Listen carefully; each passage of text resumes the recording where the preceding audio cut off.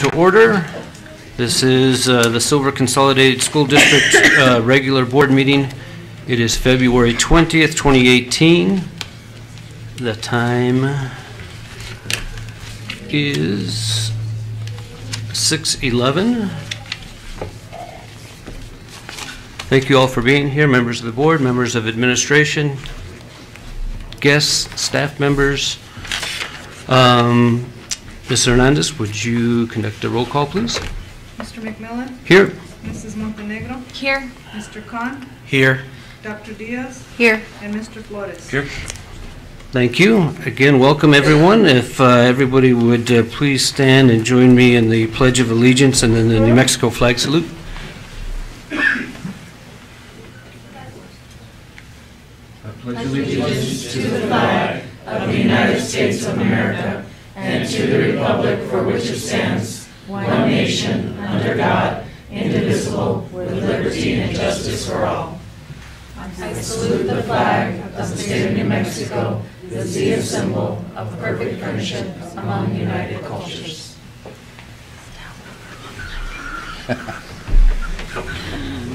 Thank you, and again, welcome everyone. First on our agenda, and I want to make note that our agenda has revised, and Ms. Hernandez, I think, gave all the board members the revised agenda. Everybody's got that. And there's copies as well on of our revised agenda on the table there. So first on our agenda this evening is review and approval of the minutes from the January 16th work session and the January 16th regular meeting.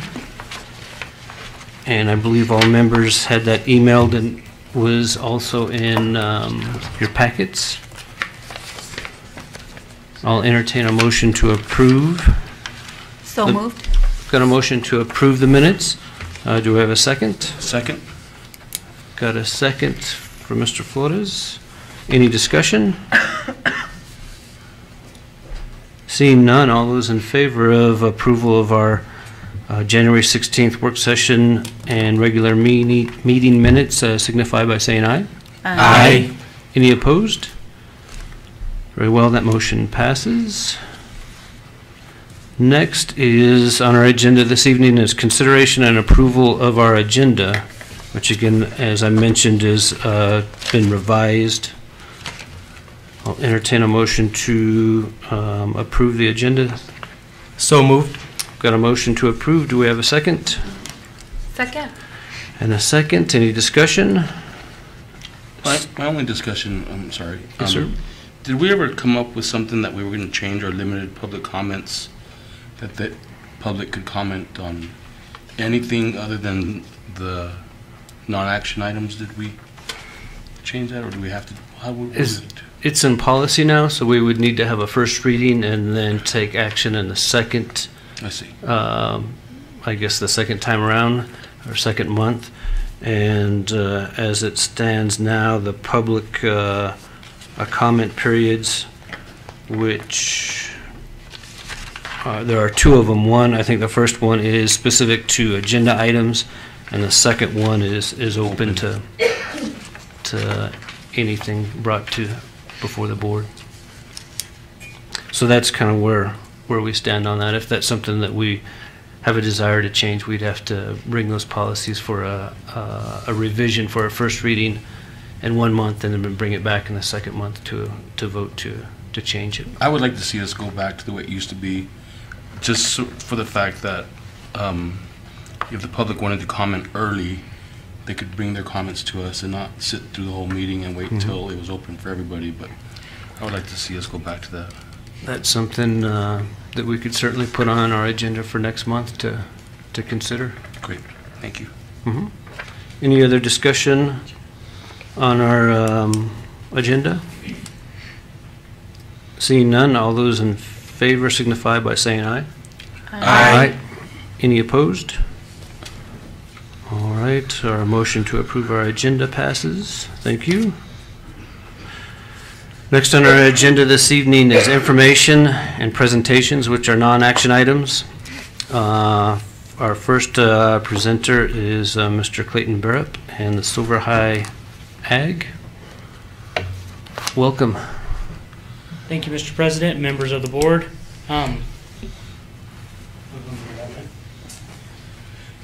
to start off the presentation, I have with me Curtis Welker. He's our chapter student advisor, so he came to oversee the presentation today and answer any questions you may have. So he's not on the agenda, but I drug him with me anyways. This presentation, I'll start off, started as a kind of a vision that I had coming into this program new, something that I discussed with Mr. Brown, and he therefore encouraged me to come and make a presentation to the board.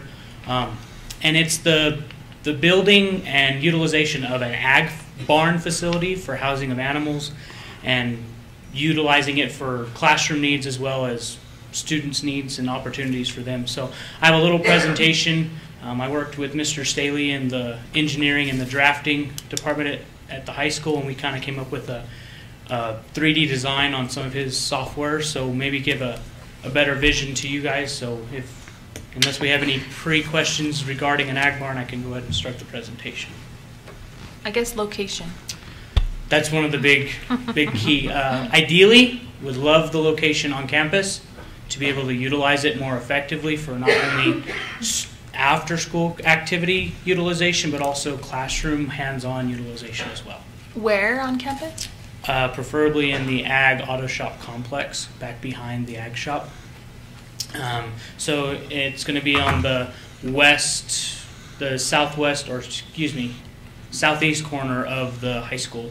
So that's where your existing building is? That's where the existing building is. There is enough room there to build another facility of the size that we're looking at. It's nothing huge, nothing outrageous, but there is enough room there. It's just because we do rely within city limits, and we'll go over that through the presentation, because I have done some research and talked with Mr. Ward and Mr. Brown, and I just want to make the presentation to see what your guys' thoughts and ideas are. Sounds great. So we'll go ahead and get started.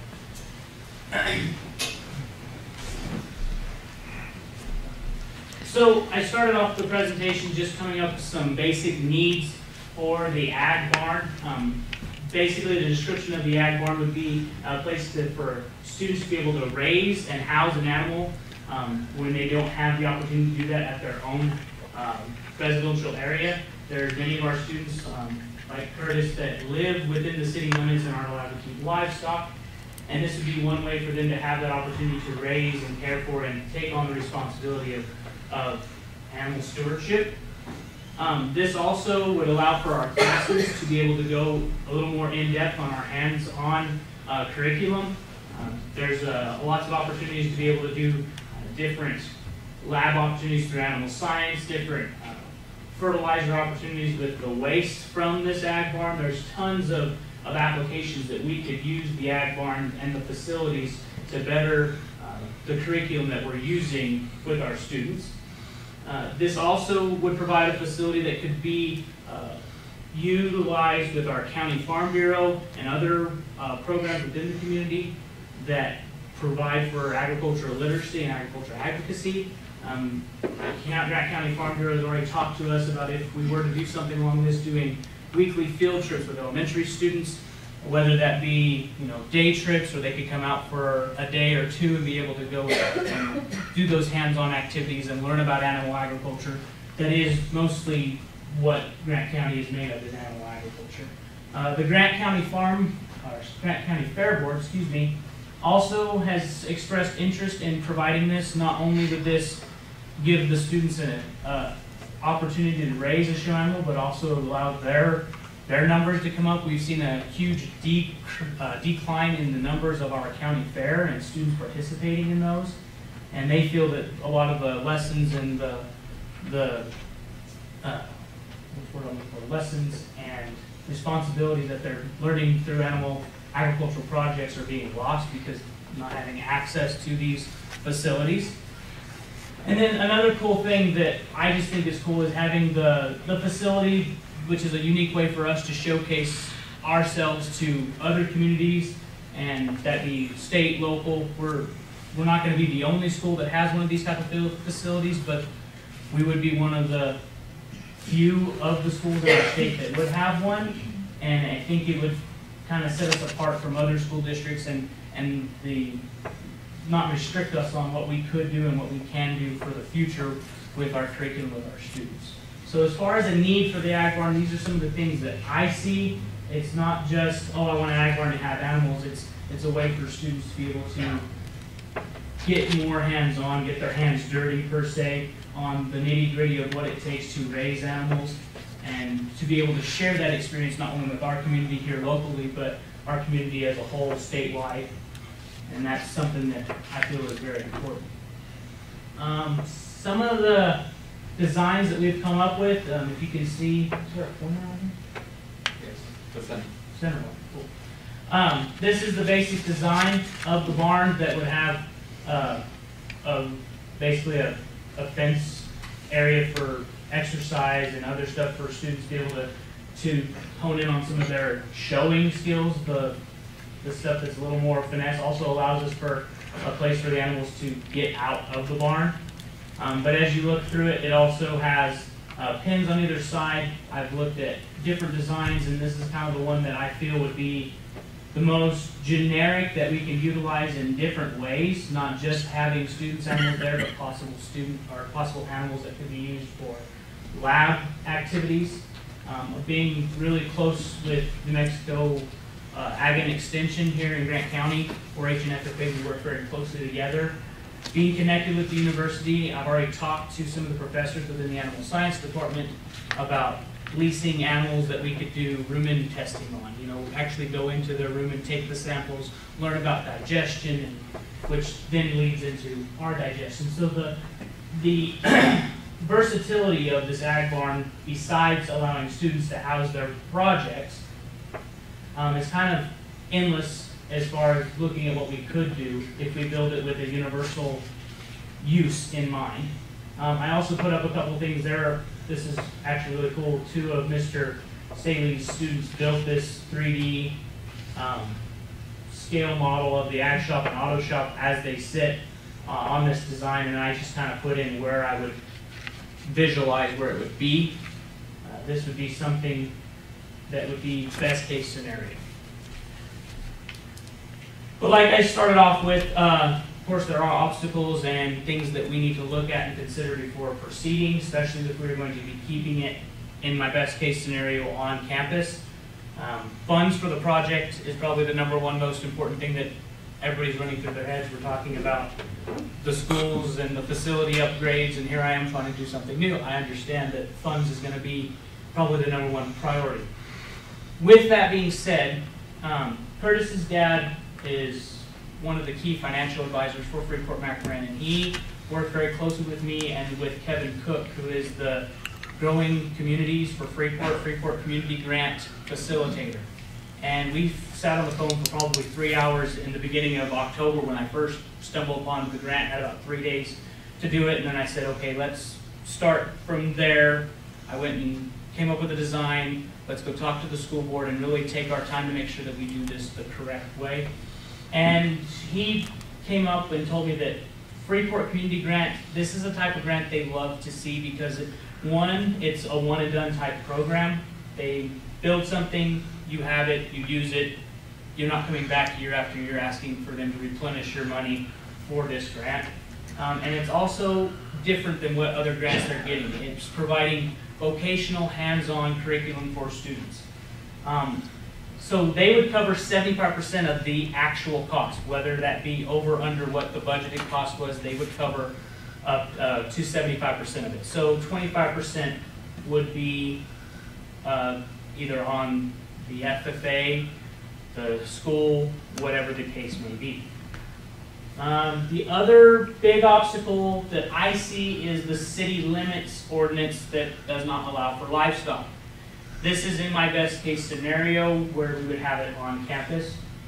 Of course, that would be something we could look at the city council possibly doing an exemption for because we are using it for curriculum and for student opportunities and learning. I don't know. The next thing would be liability insurance because we are adding another place for students to be in possible dangerous areas working with animals. Not saying it's going to happen, but there's going to be a liability. And then maintenance costs, this is something, the upkeep of the barn, I don't see this as being super heavy on cost-wise because the barn I would like to eventually build would be somewhat self-sustaining and not very, other than water and electricity, and then having the security to make sure that students' valuable projects aren't being messed with or tampered with. That's, of course, a priority. But other than that, I don't think maintenance costs would be as high as other obstacles. We could also be able to utilize this barn for different fundraisers that could help pay off those maintenance costs. I know a couple people who have ag barns throughout the state. They go and they raise a litter of pigs, and they use that litter of pigs to give to some of those kids who are starting off their projects. They raise them, they sell them, and that goes into some of the funds for the school to be able to use to help keep up with the maintenance costs of it. And then the student-run school animal projects. I mean, this gives another opportunity for students, even if they don't have a project of themselves, to be able to help with the maintenance on it. That's ties right into the other areas of my program is the structural, the vocational, agricultural mechanics type stuff. So a lot of the maintenance could be upheld by the students. And that's where the last part comes in, is that the students will be required to maintain it as a requirement of them being able to utilize it. So these are some of the obstacles I foresaw, and after visiting with Mr. Ward about it, I'm sure there might be some other ones that I haven't thought of. This is not an action item. We're not trying to start it. I just wanted to present the idea to the board and maybe get some feedback on where we can go with it, if there is a direction. And at that point, I guess I can propose any questions you might have. Thank you. Questions from the board? I just, and this is probably off topic, but I just wanted to congratulate you on the FFA. We went to district or state and came back home with. Which one? We've been in a lot of You places. guys got second or just recent competition? We went to our district public speaking, yes, sir. And we had first and second in Creed, third in job interview, and third in Greenham speech. We recently went to state parley pro. We're fourth in both Greenham division as well as chapter division. And then our junior high students were third in quiz bowl at their state competition. And second question, once this facility, if it goes up, would it help the students with their competition on? As far as with the competition, maybe. I mean, it would allow us to have facilities to keep animals that could help with maybe the livestock competition. As far as the competitive size of the raising the animals, of course, the fairs, we're here close to two really big. Well, we have our county fair, of course, but then we're also close to Cruces, which has a huge regional fair. Between those two fairs, our students are putting in and gaining, some finances that are not only just going to help them replace for their projects for next year, but they're able to put it away and save it for college. And that's a feat in itself. So yeah, I mean, the Ag Barn has so many different opportunities for students to be able to learn, be able to grow, and be able to realize something that they didn't necessarily know about, and that's where I think it would be a benefit to have something along these lines. Thank you. Other questions? I think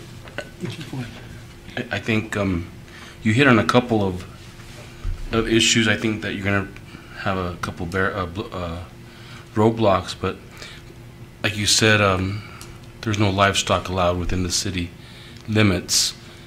What makes you think that the city council is going to allow you to have livestock in the city? In a lot of the communities, there's, I'm trying to think of the word, but I can't remember it. Anyways, in a lot of our communities within our residential areas, livestock are not allowed. But in a lot of these communities also, they have an exemption for 4-H and FFA animal projects. Most of these projects are going to be from May till September. So they're mostly going to be over the summer months. They're not going to be year-long projects. Because of that, they're not constantly having it. They're able to go in and be able to clean a lot more thorough, and they're going to have inactivity. They allow some of these residential areas to have an exemption for 4-H and FFA animal projects. You're assuming they're going to allow. I'm assuming yes. Yeah. I am. I'm. This is a big if. I'm at the very beginning steps of this. There is some residential areas around the area, and I'm sure some people won't care. Some people will care. The smell. What What would you guys do with the manure that you guys clean out the barn? And because I know in some places like dairy farms, they just go stack it, and it gets higher and higher, and they cover it with a tarp. To me, with me and my wife both working in the agricultural education department, she's teaching horticulture and botany. What a better way to do a compost pile and be able to use that manure as a sustainability for a greenhouse that's right next door. Watershed, be able to use the watershed in a lagoon for the same reasons, to be able to test microbacteria in that watershed lagoon. There's so many different applications that can be applied to this type of facility.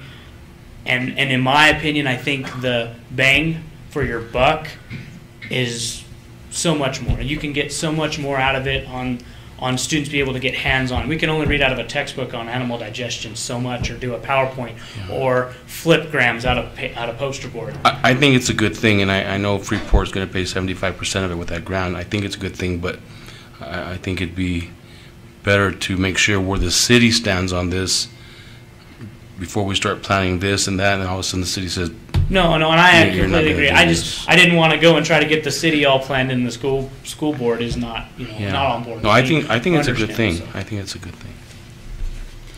Other questions? I really just want to commend you. I think you're passionate about your teaching and your students, and it's hard in what you do right now to take the time, and you've clearly taken a ton of time to keep us informed and kind of bring us into the loop early on, which I really appreciate, because that I heard about you going to the city for zoning or exemption or whatever. I just thought, wow, are we doing something like that?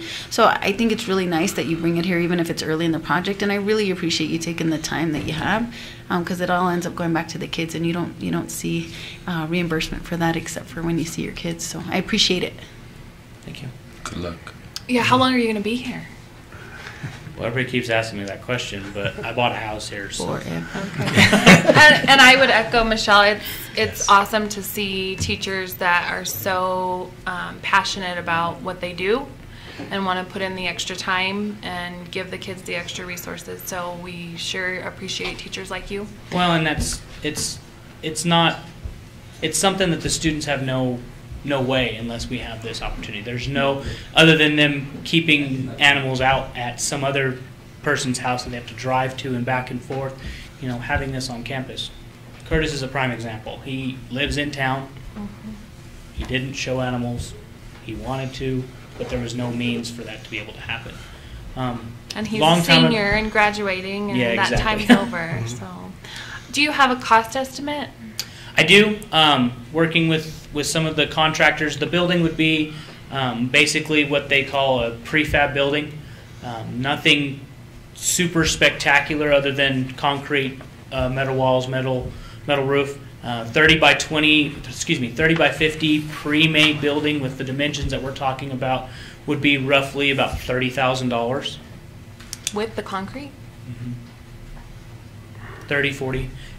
Because you're making a prefab, you're buying a prefab building, you're looking at $15,000 worth of concrete and $15,000 worth of construction. And that's an estimate. If you're going to get into a little more, you want to do this, you want to do that, change some things, yeah, it's going to cost more. You're going to look it up at $55,000, $60,000. Is the maximum. And you're saying Freeport would pay 75% of that. Yes, ma'am. So the school district is looking at $10,000 to $15,000? Yes, ma'am. Okay, good to know. Maintenance on it, of course, we're going to have to water, electric. I don't know what, plumbing into the existing buildings there. We look at doing somewhere else. We're looking at water, electric there as well. The other thing is there's already a security fence there. It's already on campus. There's some things I would like to change to heighten the security, because we are talking about kids, thousands upon thousands of dollars that they've invested into these animals. So I don't want to have any chances with something being tampered with. But that to me is an expense that pays for itself. So. And my other question was, I think I lost it. Shoot. I'll step in. So you say it's size-wise, the building would be 30 by 40, is that? 30 by 50. 30 by It would 50. have roughly 16 pins, 8 on each side. that would be able to have the panels removed out of it so that you could have bigger pens if you have bigger animals in there for like a lab or something. But there would be a room available for 16 individual pig or lamb size pens. That would also include a place for them to wash and groom their animals, plus a place for them to keep their personal tack and their personal feed locked, safe, where nobody else could to be able to mess with that as well. And how many students are in your programs now? As far as FFA students, I have 55 FFA students that are due paying members. As far as students that I see and that are in some of my classes, that would be upwards of about 110. I think this is to me, it's an exciting project, and it seems to make sense, and I think really has some potential. Just speaking for myself, I think you're probably right. The next step would probably be to go to the city and see if they would do a variance or an exception for the school district, and then maybe go from there. If that's something that the city they may throw it back at you. Well, is the school district going to support that? Right, and that's... I think this is a good start, and just speaking for myself, I think we could, sign a letter of support or possibly a resolution to support the project if that's what's needed in the next steps. Other questions? I thought of it. So there are other school districts that do have Yes, ma'am. animal barns on their Some of them have them on property. Some of them have separate properties that not only have barns but have fields that they raise crops. Those are a little way more than work that I want to do. No, I was just thinking, because you talked they're- about the insurance, we go through like a state insurance. So if there's other school districts in the state that do Yes, it, ma'am. that could give us a pretty good And some of them are indication. off campus as well. Okay. They're separate land that's a couple blocks down the road. The one that really comes to mind because my best friend teaches there is at Clovis High School. They have a 55-acre farm with full swine barns and steer pens and an actual laboratory. It's a portable classroom, but they have a laboratory there, and it's fully secured, security cameras, all that stuff. And it's a facility in itself. On campus. It's a separate campus, but it is owned by Okay. the school. Okay. Thank you very much. And potentially you could do, as you said, kind of integrate with maybe even the food lab or the food Of course, science, and do like a farm to table, and the school board would be glad to be a potential a tester of Beneficiary. of that. Other questions? I would like to make a comment if I may. Mr. Barrett, I would just like to, along with what members of the board have said, I would just like to commend you for the incredible work that you do for our students each and every day. I know as an FFA teacher and advisor, there's so much work that takes place behind the scenes that people don't have any idea what it all entails. But the dedication and commitment that you have to these kids in this program is truly outstanding, so I thank you and applaud your efforts. Thank you. Thank you. I appreciate you guys taking time to listen to us. So. Sure. Thank you, Curtis. Thanks, Curtis. Very well. Next on our agenda this evening under information and presentations is Peter Lamardo with the Opportunity High School. Mr. Lamardo, welcome. Good evening. I think I got the stomach flu, so if I don't last, my voice and all that stuff, so I'll try to go home and rest, so please just bear with me. Thank you for having us here, President, board members, faculty, community. Just to let you know, kind of what we're doing here is that we got that grant from Freeport, and part of that was to publish something in the paper explaining, the logistics of the grant and where that money's going to. And so that was part of what we have to do. Also, Freeport asked us that when we get this grant, that we could also invite 2 students to come and just present real quick how this grant has changed their life. Maybe it has, maybe it doesn't, I don't know. They got their own thing they're going to say. and how it's affected them, and the things that just kind of go with that. And so they're just here real quick. I told them 2.5 minutes apiece, and they were like, oh, good. I don't want to be here for half an hour. So I said, okay, good. So, also I just want to thank Kevin Cook. He's working with us, he's mentioned before. I asked Kevin to come to the board meeting, and so he's been real helpful, making sure that we get posters, making sure that we can promote Freeport. If you go by the school, we've had it on the marquee, and they've also asked us just to put in to the school some posters just promoting Freeport and the opportunities it has. So we have one wall section that has Western New Mexico University and all the posters, and then one section that's real tiny. We're going to get some posters and some promotional materials from Kevin pretty soon, and just kind of promote those, because these two are going to be welders, and they're going to talk a little bit about what they have. And I'm talking to Kevin about getting them hired, because someday I'll be in a rest home. I need them to pay taxes to help me out. So it's just one of those good things. So we're also going to plan on going on a mine tour. Kevin Cook is working with that, so our kids are exposed. Of course, that opportunity, we're trying to expose them to different careers and different locations, different things, so that it just kind of widens their view of what the future can hold for them. Also, real quick,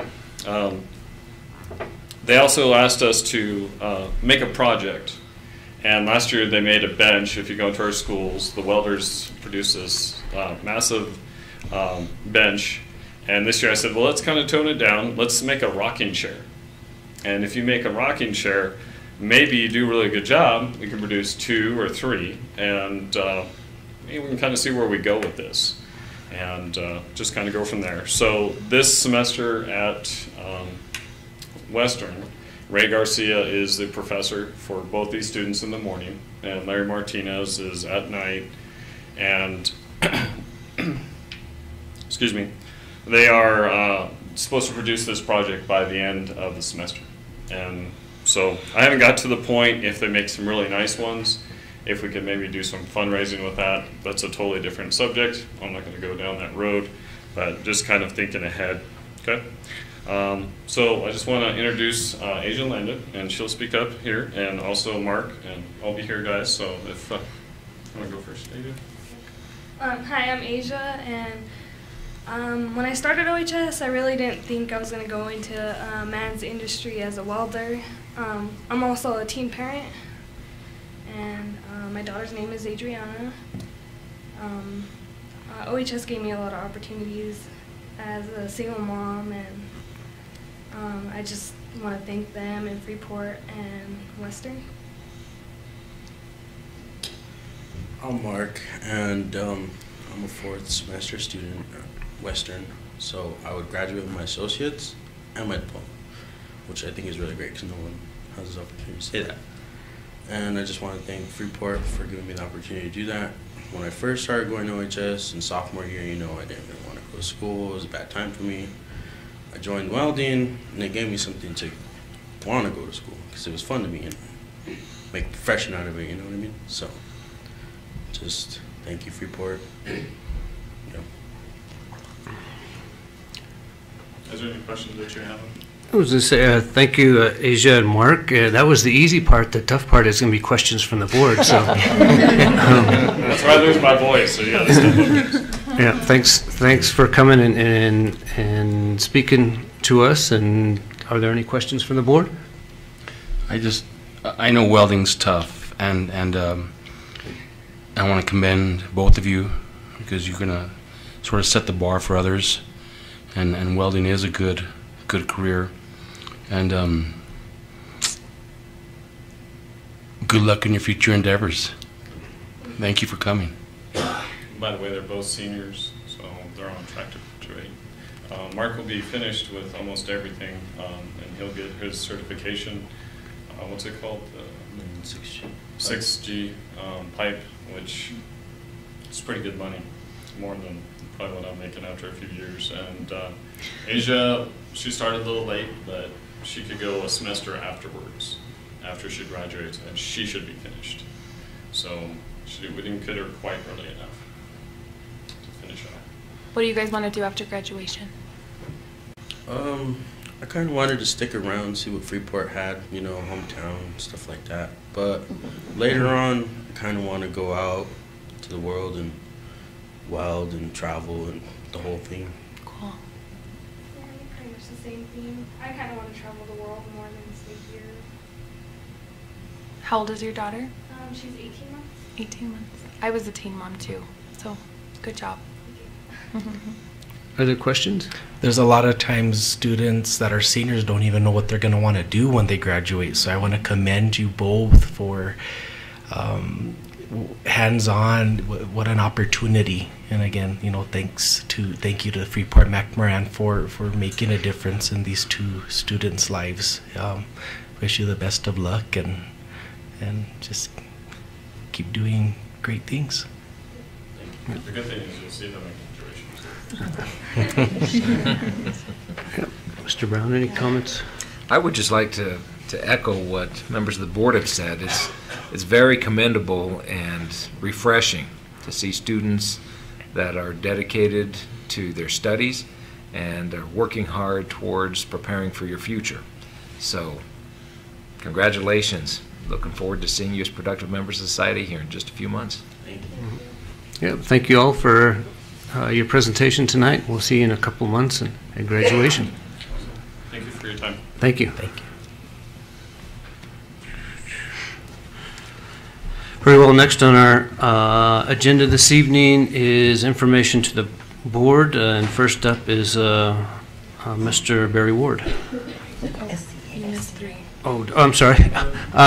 I'm sorry, I got ahead of myself. Last on our information and presentations is the SCEA. Ms. Bustillos, welcome. My apologies. Revised, but I didn't think it was revised that much. Okay, well, thanks, for always having us here. I know several of my students today were asking, Miss, is it snowing hard enough? Will they cancel school? And I said, maybe, but it's not snowing that hard. So I know that the weather has been good, and my roses should come up very nicely in the spring. So. First things, the week of February 26th through March 2nd, SCA and NEA New Mexico will sponsor an event, Education Votes and Get Out the Vote Week. We will send out an email.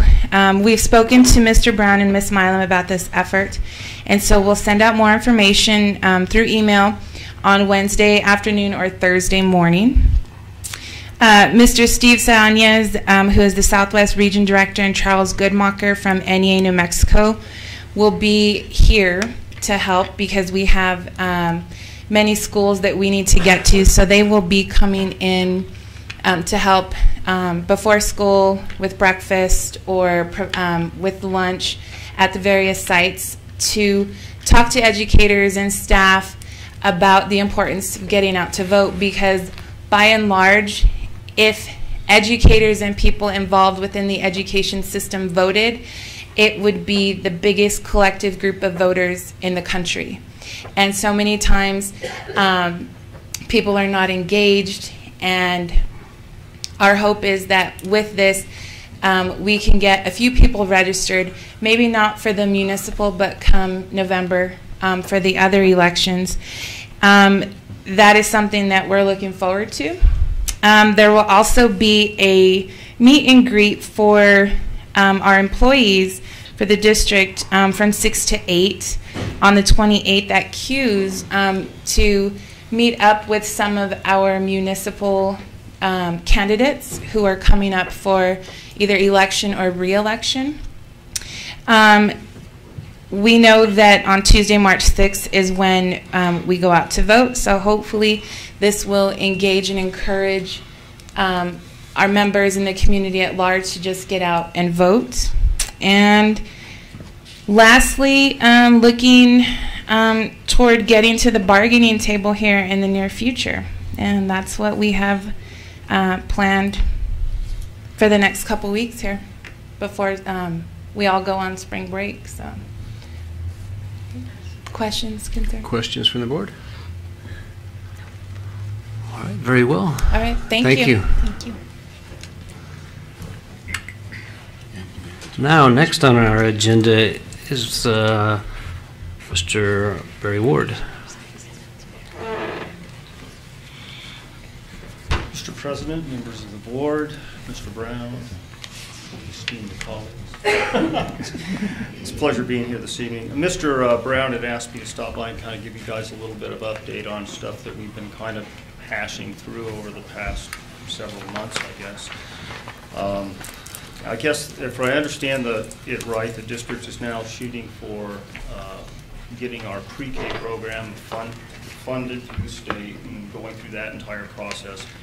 Part of which may involve some reshuffling of facility, structure, et cetera, and so forth. But there is some capital outlay funding available from that, or for those purposes available through the state.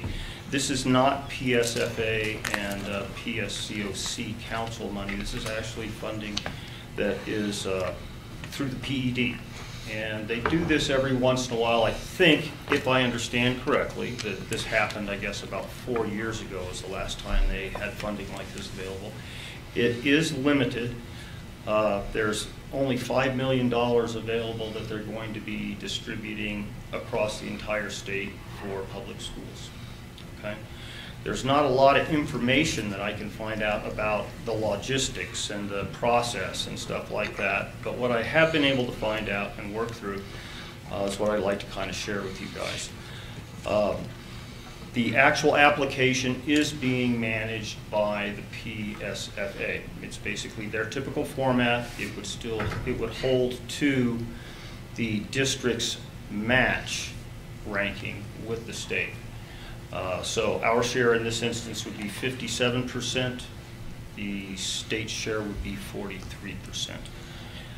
This is a little bit different than the normal capital outlay stuff that I'm used to sharing with you guys from the PSFA, in that this is a program-based award. It is not a facilities need-based award. It can be either for new programs, like what we're applying for, or it can be for existing programs. How they are going to distribute the money, I have no idea. PSFA is gathering the applications that we would submit. They're making sure all the I's are dotted and the T's are crossed. They're then being turned over to PED, and then they will divvy up the capital as they deem fit. There's 3 possible outcomes. We will receive no award. We will receive 100% of funding for what we asked for. And my guess is that it's going, since it is such a smaller amount of money, they're going to give partial awards. Sort of like what happens with the NMDOT grants. You know, we'll put in $50,000 worth of parking stuff that we would like to do. They'll give us an award for $21,000. They'll pay 75%, and we pay 25% plus whatever extra we spend on whatever project that we do. So I think that's kind of how that's going to work. I've run a couple of scenarios so far for Mr. Brown for a couple of options of what they're looking at doing. I know they're still in the process of trying to resolve and figure out exactly what it is that they want to do so that we can apply for exactly where we're headed with that. And as soon as we get that information, we can plug it into the spreadsheets, punch it out to the PSFA, and make our application formal. So that's kind of where we're setting on that on my end. I'm sure they're talking to you about, you guys are in conversations about that whole process, but that is what's available from the state from capital outlay. Another thing that we had talked about, I think the last time I was here a couple of months ago, was something that we were looking into with incentives for LED lighting transition in the district and the potential savings that we would have on our electric bills, which comes out of our general funds. Mr. Ward, may I interrupt for a quick second? I'm sorry. Going back to the pre-K, if I may, Ms. Milam will share more information here in just a moment, but I would like the public to understand where the district is looking at bringing back the pre-K program, pre-kindergarten program. I'm a firm believer that we have an opportunity to have a win-win-win situation if we do so. First being the students themselves, these children would have an opportunity to come into a public school setting pre-kindergarten. They would have an opportunity to learn the ropes, so to speak. And so that's a win for the children. Needless to say, they'd be much better prepared when they enter kindergarten. Secondly, it's my understanding that the community really struggles with daycare facilities, and so this would help working families as well. And thirdly, depending on the budget issues that we are expecting to be dealing with, it could possibly save some jobs for our staff. And so that's another reason that we're seriously considering it. The facilities, that is going to be the challenge, and we've looked at several different options.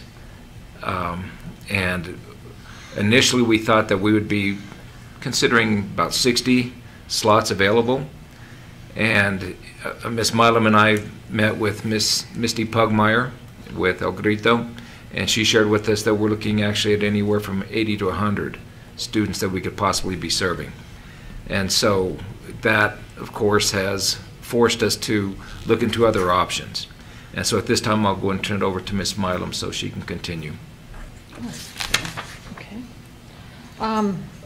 One of the things that we're looking at is doing our application in collaboration with El Grito Head Start, because what we would like for them to do is take care of the 3-year-olds, and then we would take the 4-year-olds, so that we could get them prepared for a more rigorous curriculum to prepare them for kindergarten, because that's where we're seeing the deficit.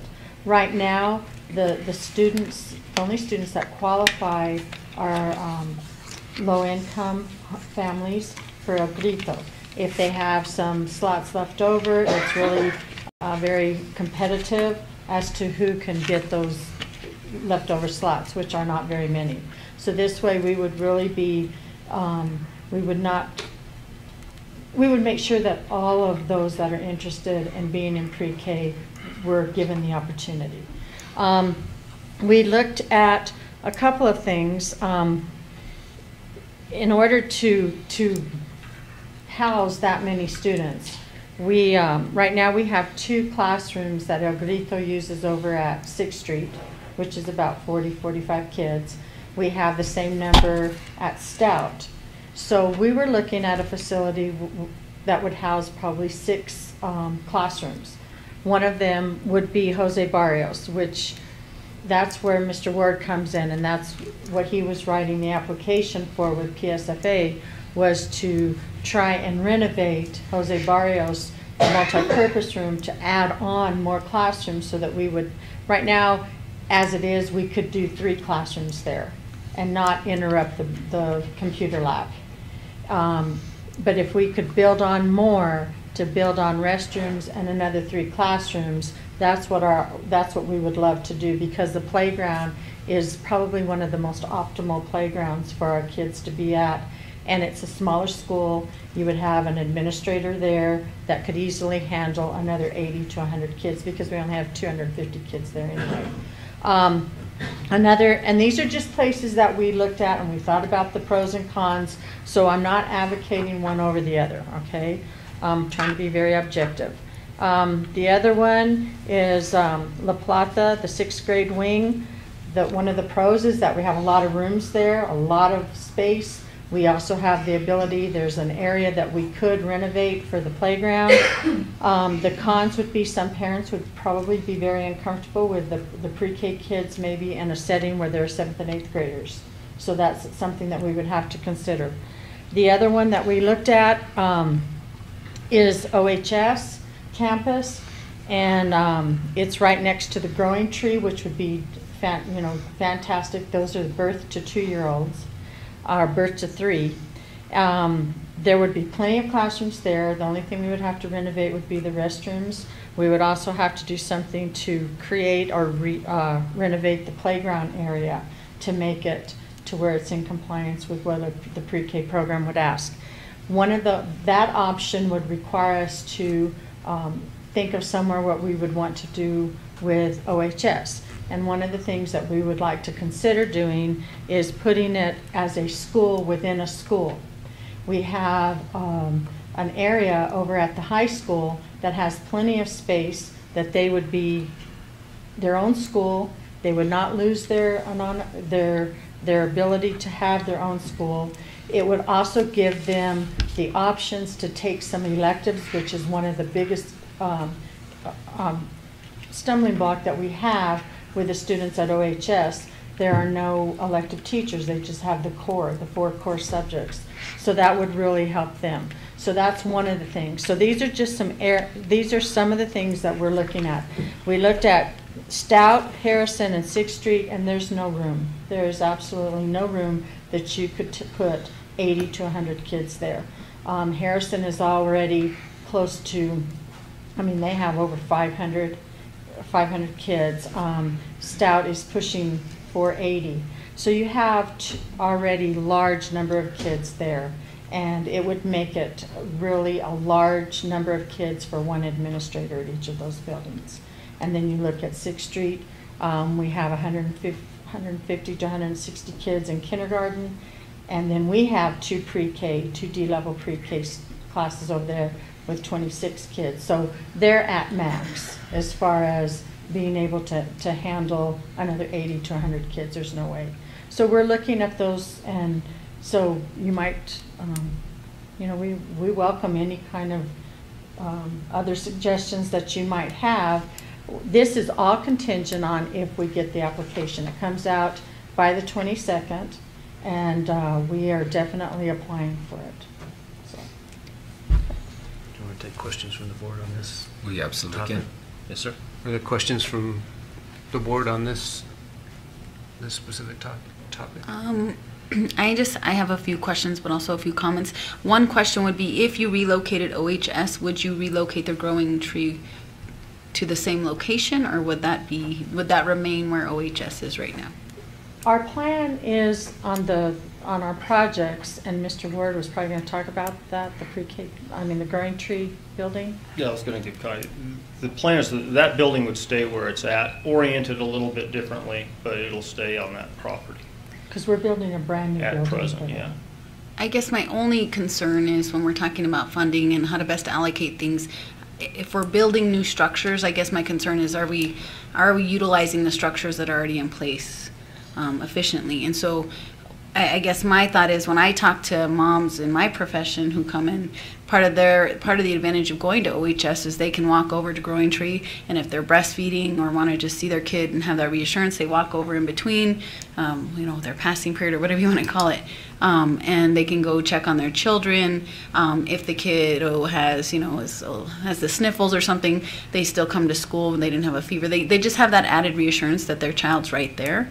And I think if we change sites, that's a concern to me, because I think that is one of the huge advantages for teens that do have kids to carry on and kind of work through and get their diploma. That's one of the things with OHS, though, is they're very flexible in how they do things, and I do not see that as an issue.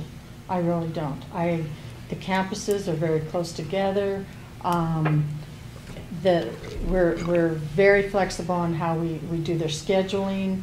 Right now, if they have to leave the classroom and they go out for 30, 45 minutes, they're taking a whole class period probably. Mm-hmm. So we accommodate them by doing that, and this is what we would do with them also. We would accommodate them. Well, and I guess my thought is just, if we're going to build a whole new Growing Tree structure, have we thought about incorporating that along with OHS into, say, Silver High? Or I don't know. And like I said, I know you guys have done a lot of work in the brainstorming, but for me, if we're putting up new structures, I want to make sure that we really utilize the structures already in place, and it may be cheaper to do that. I don't know the answer to that, but if you tried to put it over at Silver High, you're going to run into having to do a new foundation, new plumbing, new things like that, whereas the building that we're doing now, we're going to take that down, and we already have existing plumbing. Is that not correct? The utilities are there, but you're still going to be reworking plumbing. You're still going to be reworking electrical. We're going to, one of the issues that has been at the Growing Tree Center is their phone and internet connectivity and whatnot. So we're bringing that actually into the district network and the district phone systems to make that more convenient, more reliable than what they have now. So there's a lot of things that you would basically, if you were going to do it over at the high school, I'm not sure that it's going to make any difference cost-wise. I think they're just a completely different set of logistics. There would be room for it? I don't know where you would put it there that That's what would I'm thinking. be out of sight. They're out of sight, out of mind, and this is not a decision that I would have to make, but my biggest concern, I think, with there would be the mixed population type thing. And I don't know whether that's an issue that anybody would be concerned about or not, but that would be something that I would bring up. Would there be any room left over in OHS if we put the pre-K there to bring just the infants into a classroom? Well, instead of building the growing tree? No. Are you saying to do all pre-K at OHS at that point? If we moved, that's what I was thinking. Because you're going to have 4-year-olds with ours, and theirs would be birth to 3. So you've got a lot of infants there that they have to have special rooms. Maybe you want to share. Growing tree basically needs 2 separate spaces for infants versus the little bit older kids. I mean, they don't necessarily mix those populations, and they need that space.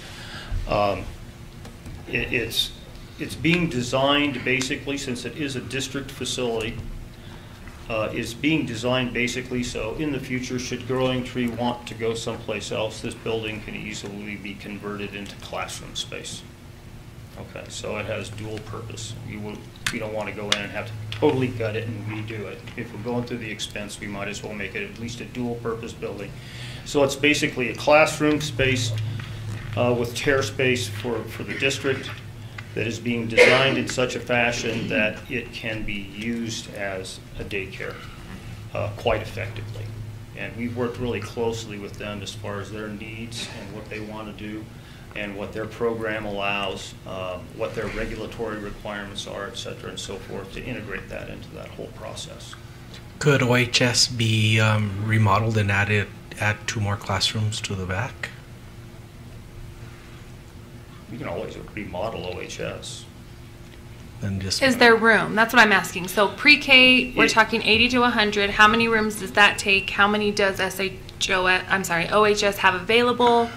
Could we remodel? Because I mean, we just went through a master plan, and we have capacity. And so, to build a brand new facility for a program that isn't even ours, and we don't even receive a lease payment for it, to spend, potentially millions of dollars on a facility that I think is very important, that teen moms have a place that they can take their children. I speak from experience. But how can we do it the most economically to where we're getting the best bang for our buck? And like you said, I mean, if their numbers decline enough, Western could pull those teachers and just put them back there in their facility. That's what's going around our whole community. I mean, it's going down. I don't think that the waiting list at the CDC is like it was. And so if their teachers go down, then they could pull them back over there. And so I'm with Michelle. I don't want to spend the monies that we just asked the taxpayers to do to only have a facility that we might use for 3 or 4 years, because there is a lot more need in our district. I don't think it's going to save you any money attaching additional classroom space to the existing OHS building. So are you saying that it's going to be the same kind? It's going to be virtually about the same square footage, about 3,000 square feet. I don't think you're going to come anywhere close to $1 million to do it.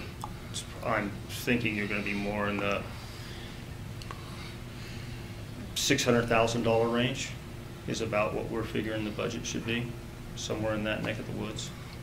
So I think everyone's saying they're in support of the pre-K program. I guess what I'm hearing is that we want to know what the most cost-effective place to put it in the most cost-effective way to go about implementing it. I don't know that you could do it any less expensive unless you had other space that was already existing, that you came in and just changed some wall layouts and said, this is the pre-K. So, and I mean, you're basically, and the building that we have now is really in need of going away. I mean, it's, I think, a circa 1950s, 1960s portable. It really isn't even a portable anymore because it's been chopped up and added onto so many times that it's really not a mobile structure anymore. How many rooms are in OHS? How many classrooms? 6 classrooms.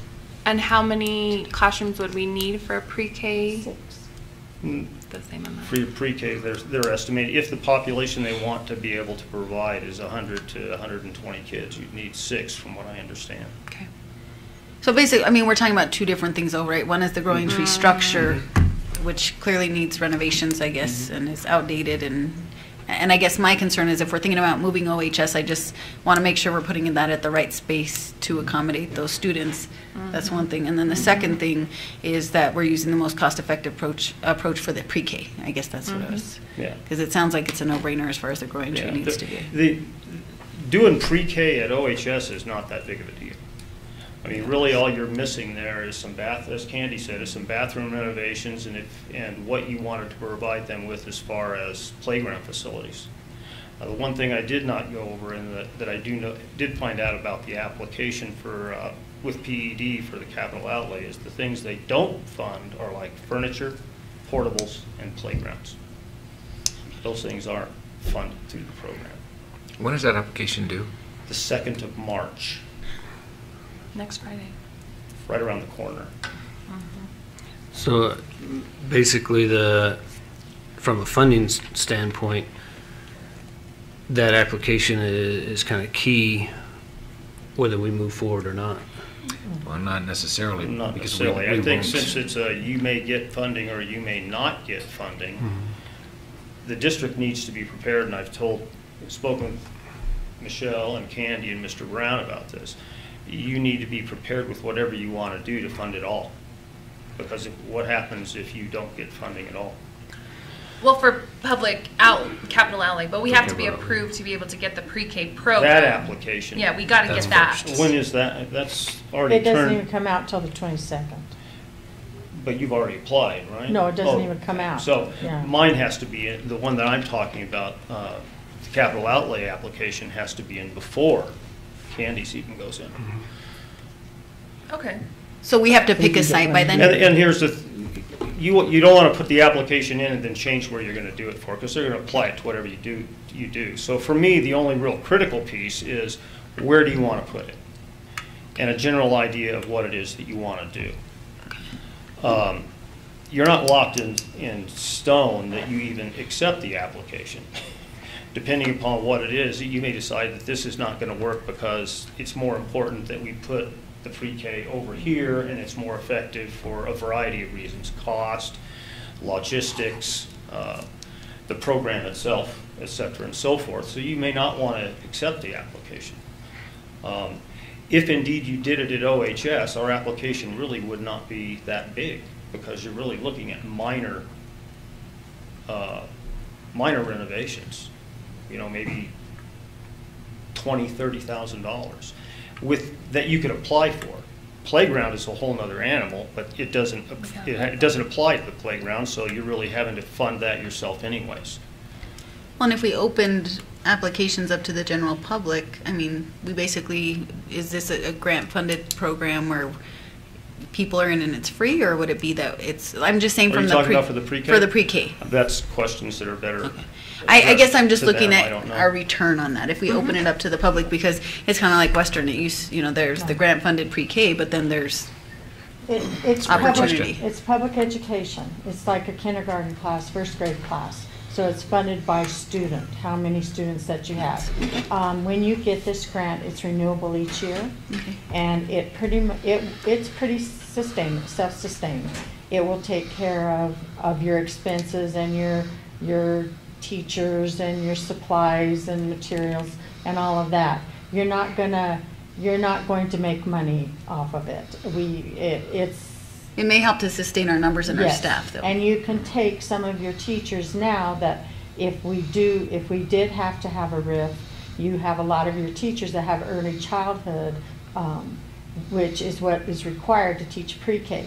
So you could reassign them so that we would not have to lose job, and you could move people around so that based on their endorsements and their certifications, so as to not have to have people lose their jobs. Understood. So it's in a way, but the most important part of this is the kids will get the education that they need to have a better start for kindergarten, because we are finding that we are not competitive.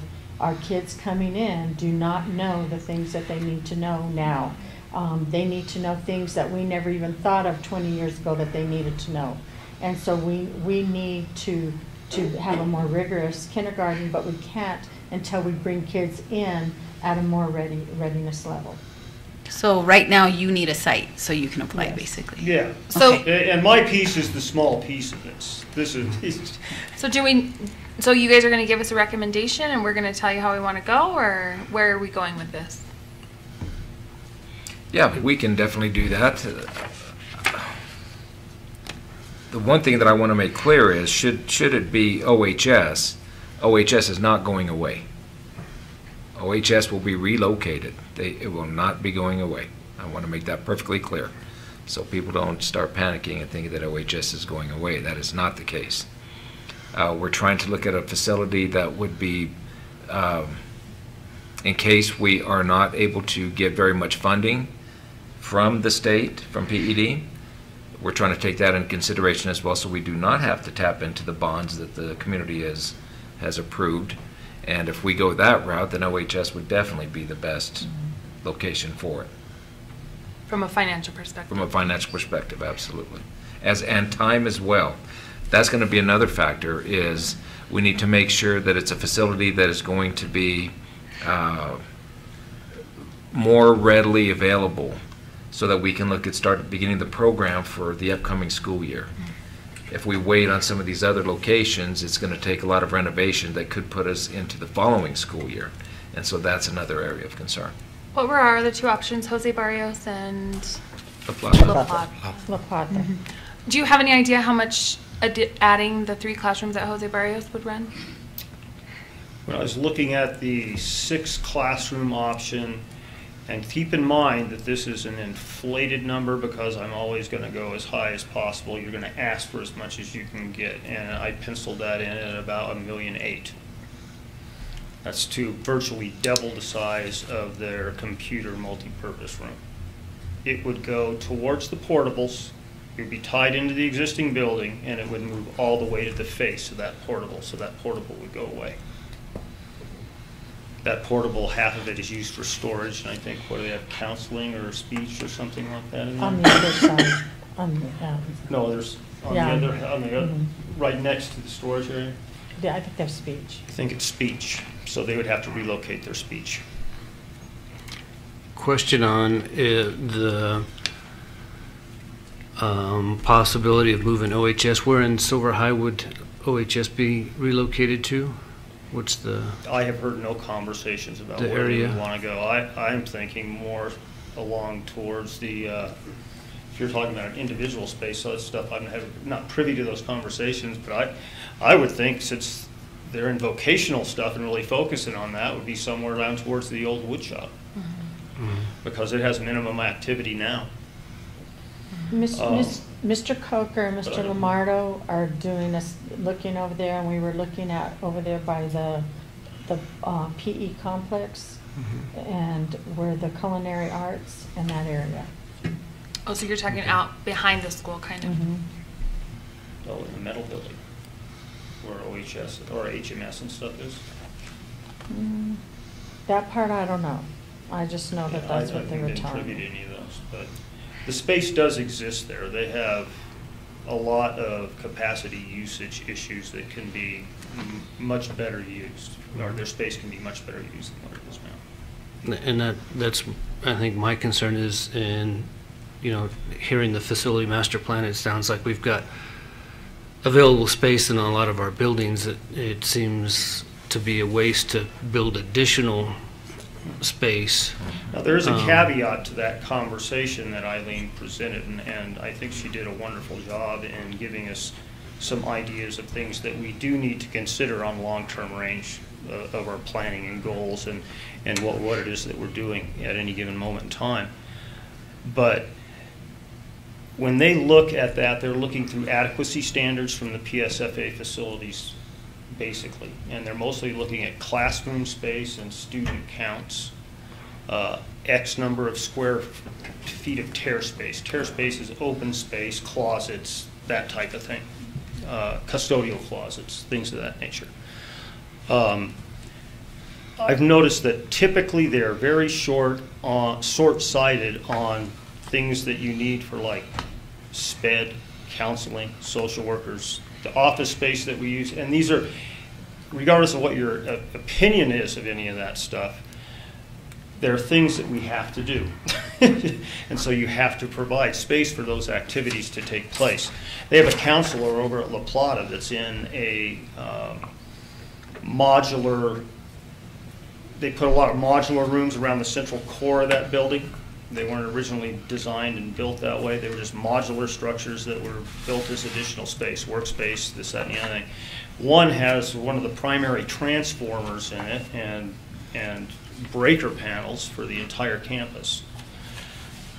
And I've walked in there and they had a sheet hanging over this thing, and the counselor's desk is in there, and that's where they've got him stuck.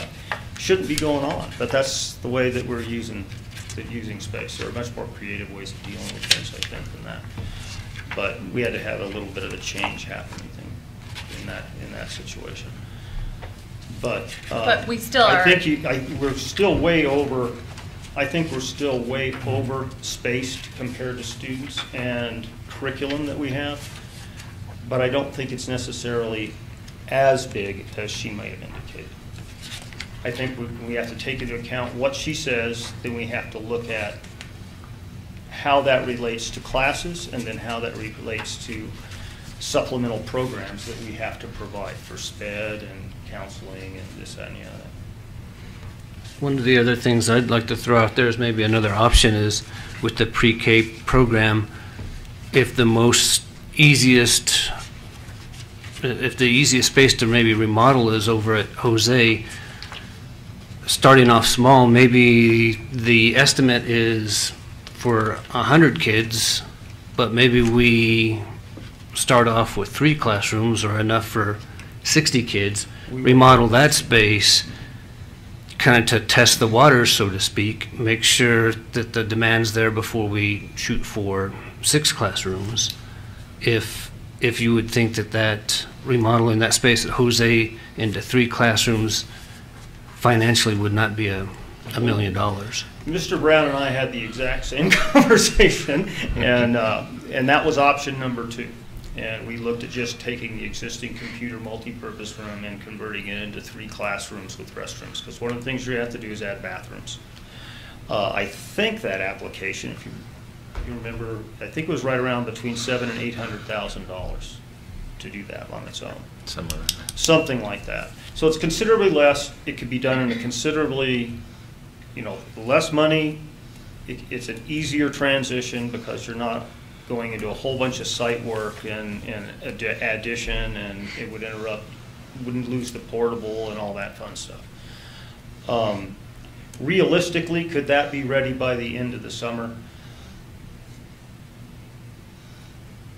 20% chance.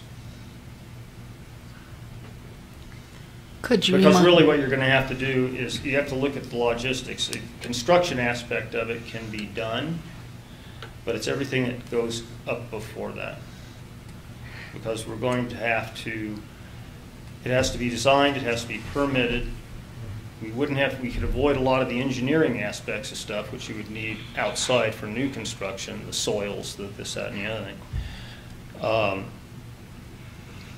But when are we going to all of a sudden decide to cut the architect loose to do that? I think that probably is the key, and then that really comes down to, are we going to go for 3 classrooms or are we not? And then once we get those numbers, we have to turn around and bring it to the board. So there's a month of time that's going to lay, even if we decided to do it tonight. so that we cut the contract in order to get the work going. So I think that time compresses a lot more rapidly than one might think. Mm-hmm. The construction of it, I wouldn't think would take more than a couple months. You know, I think it could be done. You would have to really ramrod it, but it could be done. If we did But I 3 wouldn't- classrooms, I'm sorry, go ahead. I was just going to say I wouldn't count on that happening, and that's the second way that we went. And then I think we sort of evolved over into the possibility of La Plata and OHS, and I think that OHS would actually be the cheapest renovations of all the options that we've come up with. Would it be possible to do the 3 classrooms there? And then At OHS. potentially expand there, and then consider moving OHS if we need it? I mean, could we do the 3 classrooms there and not move OHS at all? No. That's not possible. That's the question outside my wheelhouse. I don't think it's wise to put 4-year-olds with high school kids in the same building. We're talking about adding the 3 classrooms, right? No, if Separate you- building? if you- Oh. Oh, you're No, they're putting. talking- No, we were thinking I that don't you know were where saying you- use Inside that. 3 of the 6 that are already in there. She's saying to build the 3. I Is just that what don't- you were saying? Yeah, either option. I was just curious. Adding Oh. classrooms there, I think, would really kind of encroach upon the drive path Okay. and fire lanes. I don't believe there's enough space to go towards the existing daycare to take up and create 3 more classroom spaces. We've already kind of pushed the daycare as far to the north as we possibly can, and the elevation shifts that were created when we started doing civils in order to try to rectify some of the grading and drainage problems that are existent there. I think we really can't push it any farther, or else you're going to have the drive that comes down 7 feet higher than the building's base. So I mean, there's some challenges there. So even if we did the 3 classroom, we'd have to relocate OHS. Okay. I mean, you could put 3 classrooms there, but then I think you're going to be looking at what are you going to do with the growing tree, because you wouldn't have the space to put what we've designed there. Okay. And aspects to that would, OHS has always been not segregated out from the high school, but mixing the kids back together with the high school already. Would that be a bad mix? Would we have another Oh, anything with back like if we had in 2007? Or would it? I don't. What did Mr. Lombardo say? That he, would he be okay with that? Or? Yeah, he didn't see an issue with it, and we spoke to Mr. Ping also, and he didn't see a problem with it.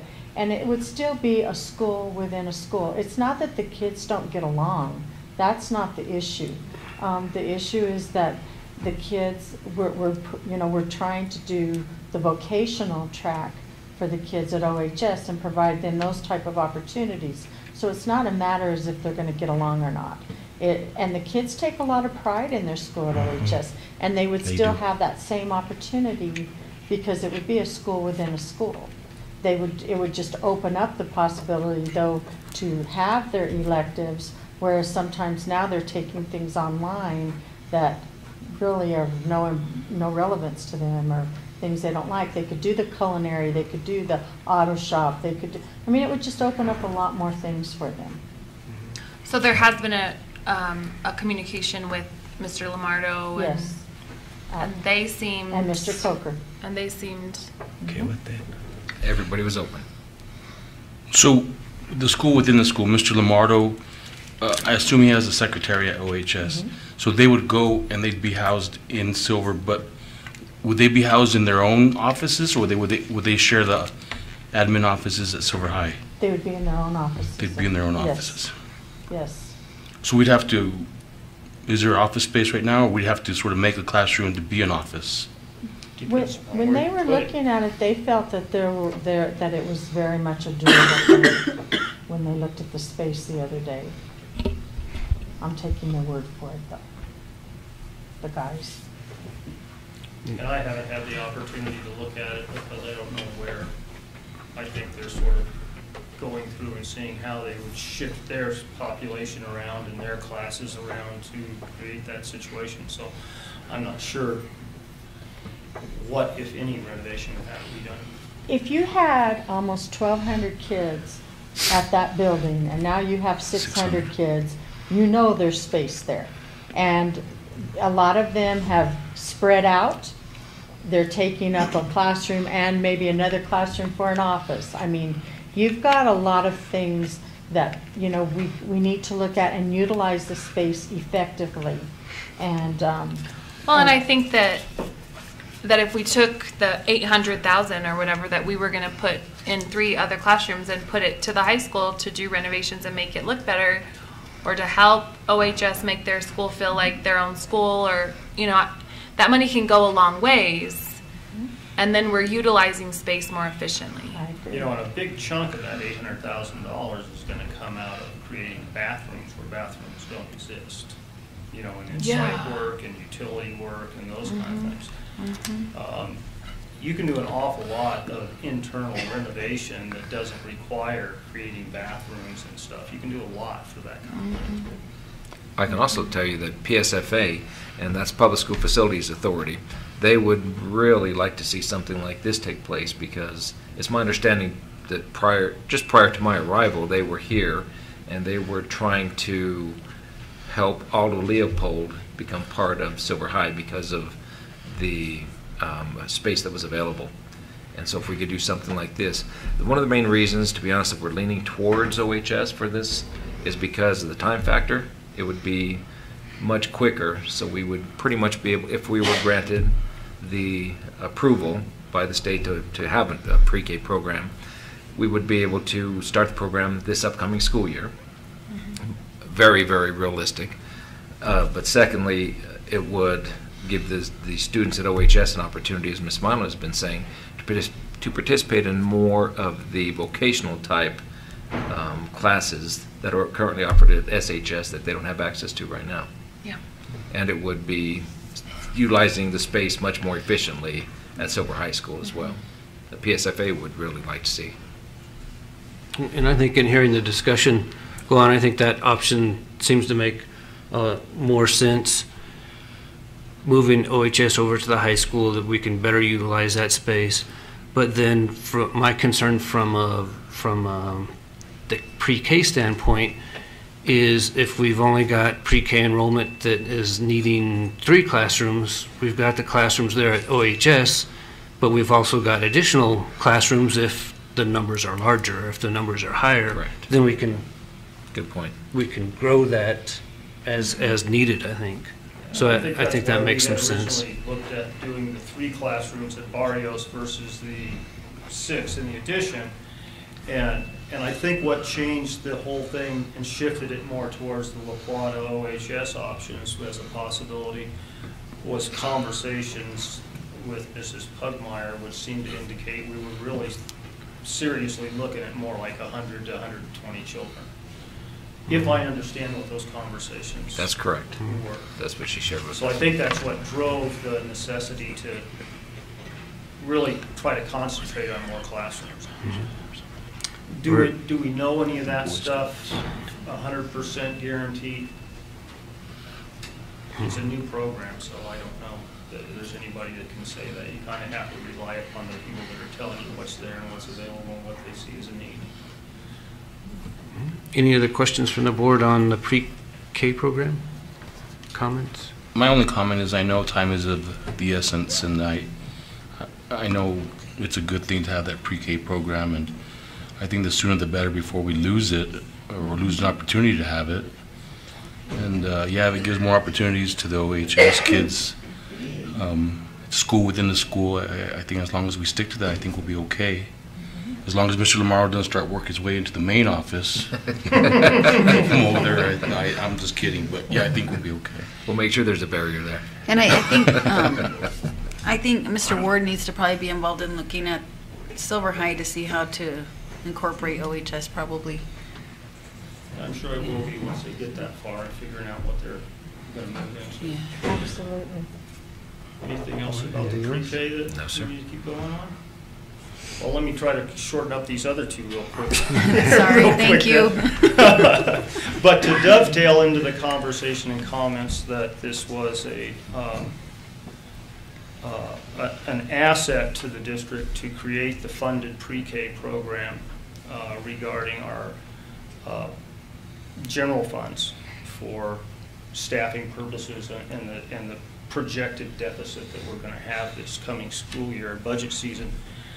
Two DMTs ago, I think, Mr. Brown had tasked all of the department heads to start thinking outside the box for means of saving operational funds for that reason, trying to think ahead.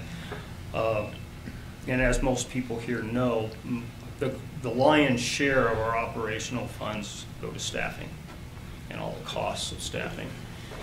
So unfortunately, if you're short a lot of money, that has an impact on staffing, or at least that's the consideration to realistically look at stuff. So thinking outside the box, I brought to your attention this P&M incentive program to transfer lighting over to LEDs. And my initial calculations worked out to whatever they were, and at that time I was in the process of actually going through and auditing all the facilities with the P&M engineer.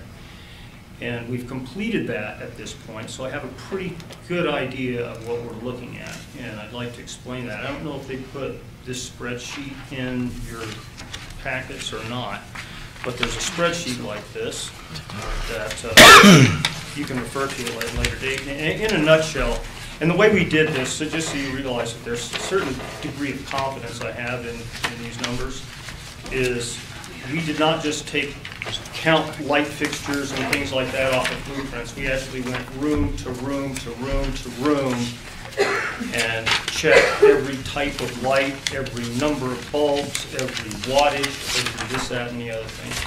And so we actually did, this is a bulb by bulb count, fixture by fixture count, and we're looking at exterior and interior lights. And they came up with total, I'd refer you to the totals. The P&M's estimate, and their estimates are liberal, I will tell you that. They came to a total cost to the entire district of right around $642,000 and change. Their incentive, or the portion that they would pay, would be $130,679 and change. The district's responsibility would be $512,495 and change. But our benefit from that would be is we would have an ongoing savings and reduction in our operational cost going to utilities of $147,977 every year. And that basically is a 3.45-year return on investment. P&M's total average that they would pay, or their participation, would be about 22%. I say that these are liberal because there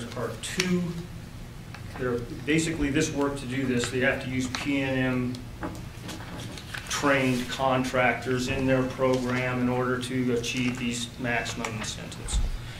But I have sheets of paper with every light fixture on it and how that light fixture is going to be taken into place. And in looking at those sheets and those audits, that audit with the two contractors here locally that do this kind of stuff, they estimate that you'd be looking at probably a $50,000 to $100,000 reduction in the total cost to do this, which would, let's just say, $600,000 to $550,000. The nice thing about how the program works is it makes no difference how much we can read. That reduction would go directly to the district's share because P&M's share stays the same. So I'm thinking that our turnaround time is probably going to be closer to 3 years rather than 3.5. Mm-hmm.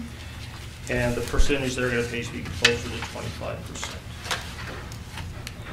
But that takes a lot of burden off our operational costs. My recommendation from my end is that, I'm encouraging Mr. Brown and Michelle and Candy to go ahead and do this because there really is no net deficit to staffing at all. Right. this wouldn't affect it, other than the fact that you would not have to reduce staffing by $145,000 or $147,000. So that's kind of where we're at, and it's whatever you all decide or the administration decides is the direction we'll take. You know, but I think it's a pretty good deal. Mr. Ward, a question on that. Mm-hmm. Would these projects be done, I guess, all at once? You're looking at, could it be done all at once, like in one summer, or? Well, I'm not so sure that it could all be done in one summer, just because of logistics, of people using buildings for this, people using buildings for that, and that whole coordination piece. But I envision this could probably be done before Christmas, because both the contractors that I've spoken to are willing to devote summer into getting a big chunk of it done, and then working weekends and holidays and after hours during the course of the year, so it wouldn't interrupt our school facility, our activities and stuff. So I'm thinking somewhere around Christmas we ought to be able to be done with it. And then the savings would just be reflected in the electrical bills over the course of the year. Now, understand that electricity usage is not a static function. You know, if it gets colder earlier in the season or warmer earlier in the season, you may have air conditioning coming on early, running later. You know, those kind of things happen. Those acts of God we really have no control over. But the important thing I think to look at is it is a significant savings. You know, so the other thing I was going to just briefly kind of go over is give you a quick update on where we're sitting on bond projects, and that's that all the designs for both Harrison and the daycare are completed, with the exception of bringing the civil engineering piece together with the design piece and the site piece. And we're in the process of going through that and trying to button that up now.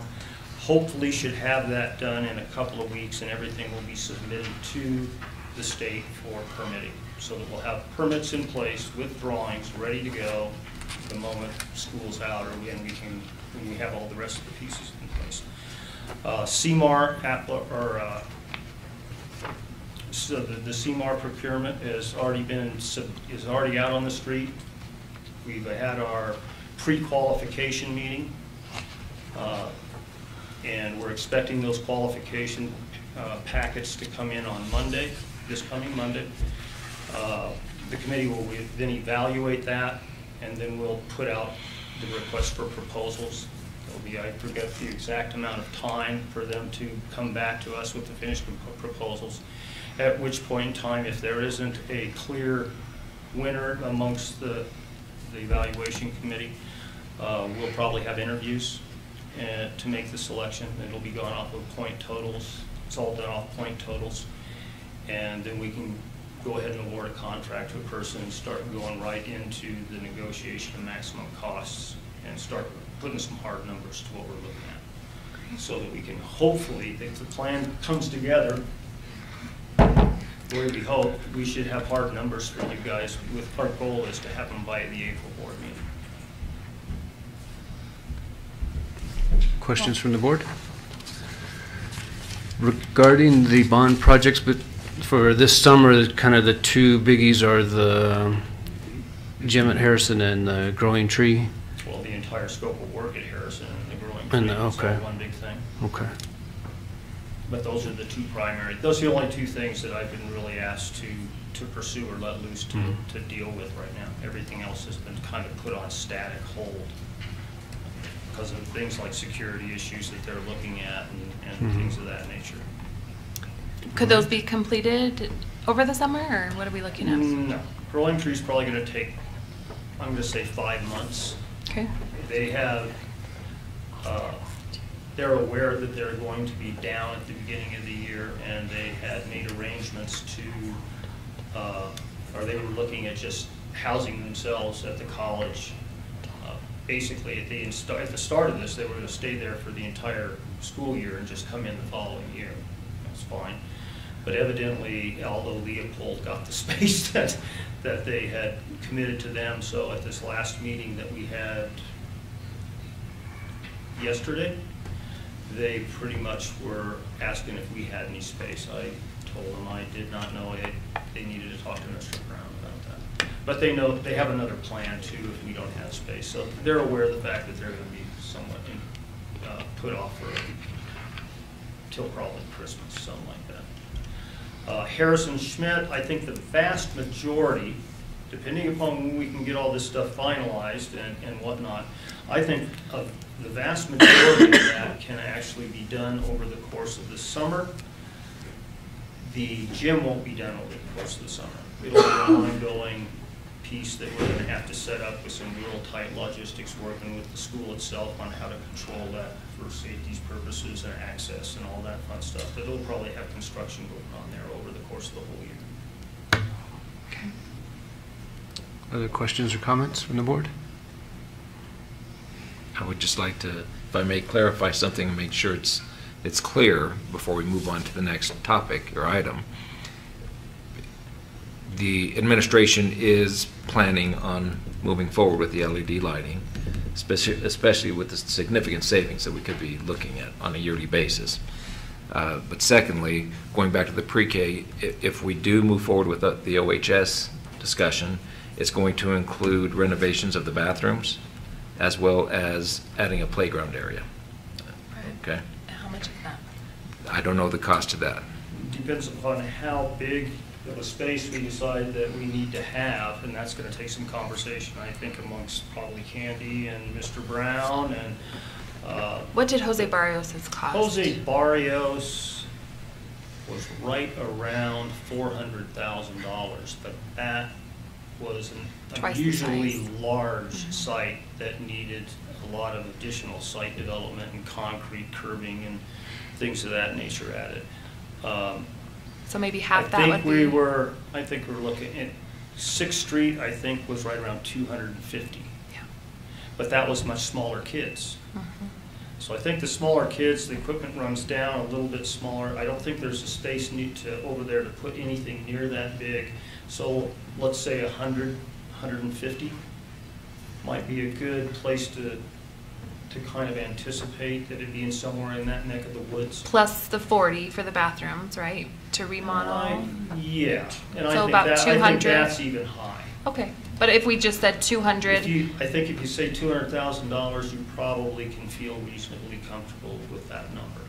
Great. You know, plus or minus a % or two. Okay. I'm comfortable with that. Okay. Anything else? No, sir. All right. Thank you, Mr. Ward. My feet are glued. Thank you. Thank you, everybody. Next on our agenda this evening is the superintendent, Mr. Brown. Mr. President, members of the board and community members, I'd just like to give a brief update as to the gym floor replacement at Cliff. There were some issues that were discovered with the gym floor, the main gym floor in the Cliff schools. There's some rotting that has taken place that was not caught until just recently, and it was underneath the bleachers. And so that's the main reason why it hasn't been seen till recently, when they were looking at waxing the floors, if I recall correctly, is how they discovered it. And so there are different options available. If we look at a full replacement of the gym floor over there, with what's called a third grade material, it would cost $80,172.08. Another option would be with a first grade material. To replace it would be $102,323.69. That's full replacement. There's also an option, is my understanding, where they would just kind of patch it and then sand over the entire floor, or the area to match the entire floor, and that would be $18,843.73. If we looked at just a repair of the entire floor, we're looking at about $56,711.69. And so as we just need to decide if we want to repair or replace. We did, and I'll defer to Michelle on this, but we did do this type of work for the floors that here in Silver, at the main gym, the auxiliary gym, as well as La Plata. Full And so replacement? I will let Michelle, I believe they were full replacements, is that correct? Yes.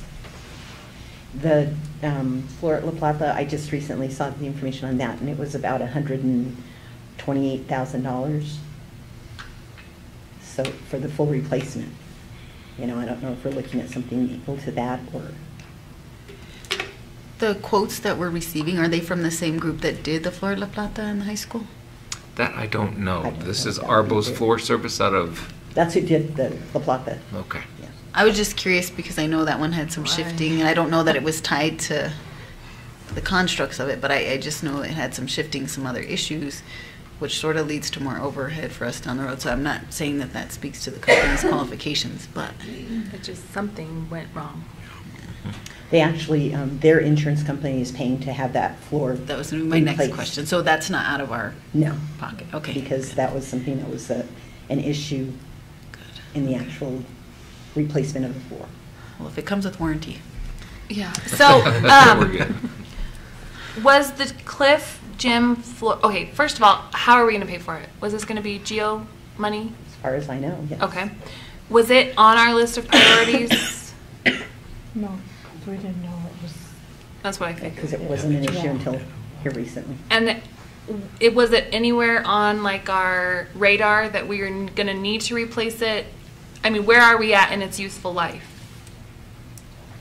It's a pretty significant area that is damaged. And so for safety purposes, my recommendation would be to address the issue as soon as possible.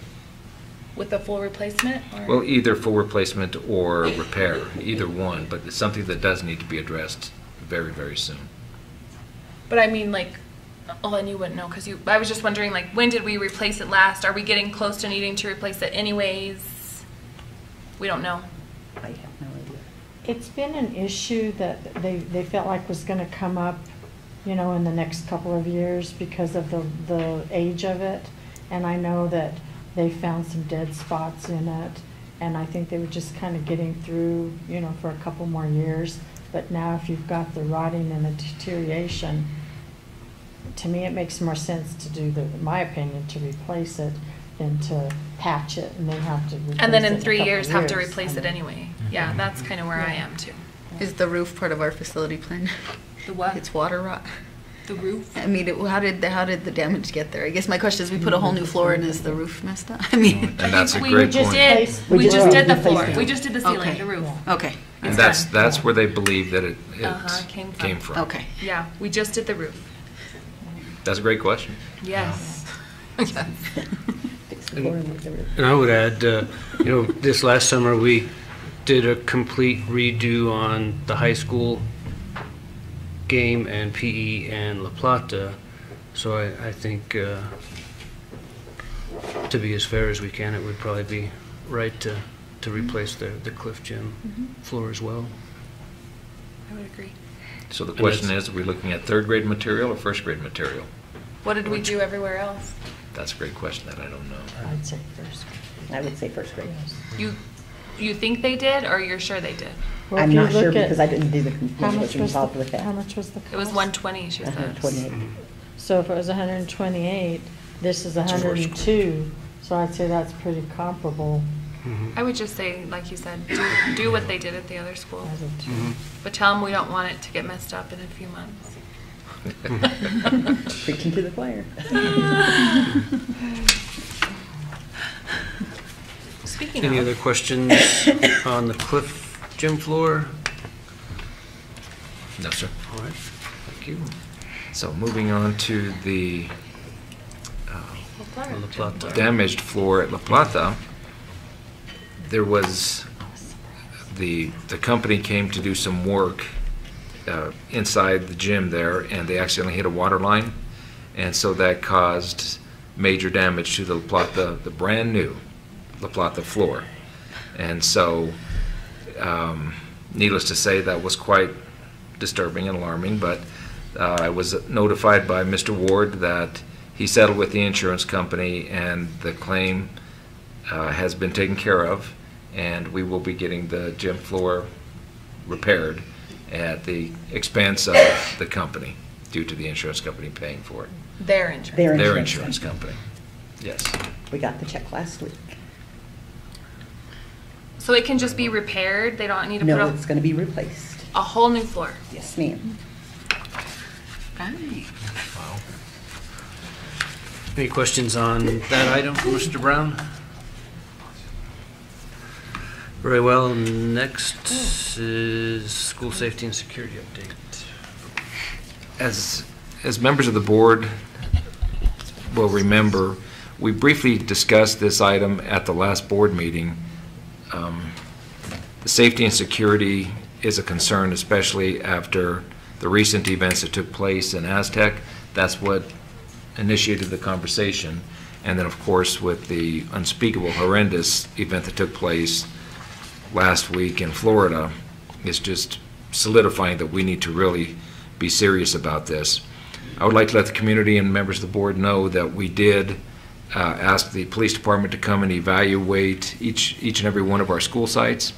And so they have done so, and the main focus was safety and security. They are going to be providing recommendations to us as far as how to better secure our facilities, and that's going to go hand in hand with the upcoming part of the agenda whenever we look at establishing the Safety and Security Committee.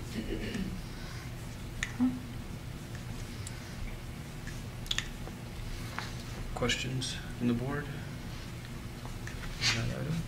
Very well. Next is the board book. Board book. This is a program, a computer program that we used in Estancia that proved to be very efficient, and that it is much more, it's online, and it is a program that Ms. Hernandez would be able to much more effectively have the materials ready for the board, for board meetings, and the cost is $2,000 per year, and we believe that we would save close to that, if not more, just in saving paper and the time that it would take for her to get everything, all the materials ready. And so it's a program where whenever there are changes that need to be made, rather than her having to go through and make copies and add them to each of your board books, she'd be able to just upload the items and make the changes right there on the spot. The agenda, as well as any items that would need to be uploaded to be part of the actual board book itself. So it's a much more efficient program. I don't know if, I know that Ms. Hernandez actually, quote unquote, attended a brief training on it. Did you have anything you wanted to say? No, just that it actually would cut on paper and time and efficiency, and I just think it would be a good program for us to get into. So that would require each of you to have a laptop computer, which I understand is available, and so it would just make it that much cleaner, if you will.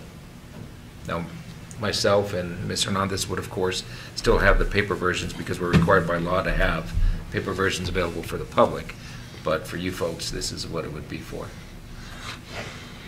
Questions from the board? I have two. So one is there an initial overhead beyond that $2,000 per year to get it started? I don't believe so I either. think it's just the 2,000. Okay, and then the second question I have is, right now we have our paper version to kind of go back and look, because I'll take notes and then kind of follow, bring it full circle to see if we addressed it. Will we have access to, previous board meeting materials through that? It'll be on your notepad or your computer. So it'll remain on there? Yeah, it'll remain on there. Okay. Okay. Thanks. I think if you like it, I like it. You're the one doing the work. Yeah. All right, very well. Lastly, I think you've got on the stop it discussion. Yes, sir. I was notified by the PED that we had an opportunity, that we were selected as one of the school districts in the state to pilot a program called Stop It. And when I read into a little bit more, and specifically regarding the topic that it addresses, I was instantly interested. And Mr. Potts and Mr. Coker actually took some time to attend the training, more informational training, if you will. And so I will turn it over to Mr. Potts so he can better explain it. I'll try to explain it from here so I don't have to run back and forth. I just have the 2-minute video, Candy. I'm not going to take 40 minutes. Stop It is, you have a fail sheet for all of you that talks about it. It's an anonymous bullying app that we're looking to roll out district-wide, to be used by students and parents, employees on their phones. And so I'll play the short video. As Mr. Brown mentioned, it's paid for by, this pilot program is paid for by the New Mexico Public School Insurance Authority. The only other school district, full school district that's involved in this is Aztec. Western New Mexico University is actually the only other K-12 also involved in this project as well. Most of the other ones are small charter schools. So I'll just play the video. This is actually what would be for the parents, but we would look at starting to roll this out with OHS and Silver High. Life can be difficult, and it's not always easy to speak up when something's wrong or dangerous in your life or someone else's. Stop It empowers you to help yourself and to help others. Stop It gives you a voice to do what's right, to deter troublesome behaviors like bullying, cyberbullying, and hazing, helping to make your school environment a safer and happier place to learn and grow. What is Stop It? Stop It is a simple, fast, and powerful app giving you the power to make a difference today. You can report anything. You can report issues like bullying, hazing, violence, and inappropriate behavior on and offline. Virtually anything. Doing the right thing is as simple as one click on your phone, sending your report in real time to people that care and are ready to help. Make no mistake, Stop It is 100% anonymous. Period. End of story. How does it work? Once downloaded, open the app and enter the access code provided by your school. Now, go make a difference. If you experience or are witness to something you would like to report, simply open the app, tap the report button where you can send a message, photo, screenshot, or video evidence to the people that can help. Hit send and feel great. Next, the people that can help will receive your alert. When necessary, someone can reach out to you with Stop It Messenger, 100% anonymous two-way chat. In some cases, you may want to reach out for help when times are tough. When you need someone to listen and to help, you can use Stop It Messenger. Let's start making a difference. Download the Stop It app. It's free.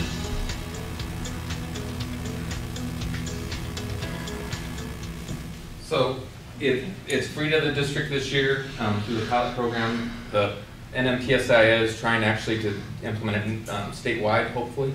That's the recommendation. But it's a powerful tool to use for bullying because they can report anonymously. And it gives us a way to track that information.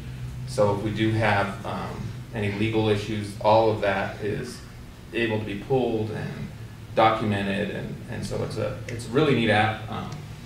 They've had several schools that talked about it and how it has helped them, and so I think it's a really great opportunity, especially with all the recent events, both in our state and nationally, for us to really look at using it. So we're excited to be a part of the pilot program, and we just wanted to let you guys know that it's coming out and that you'll be hearing more information at our schools about it.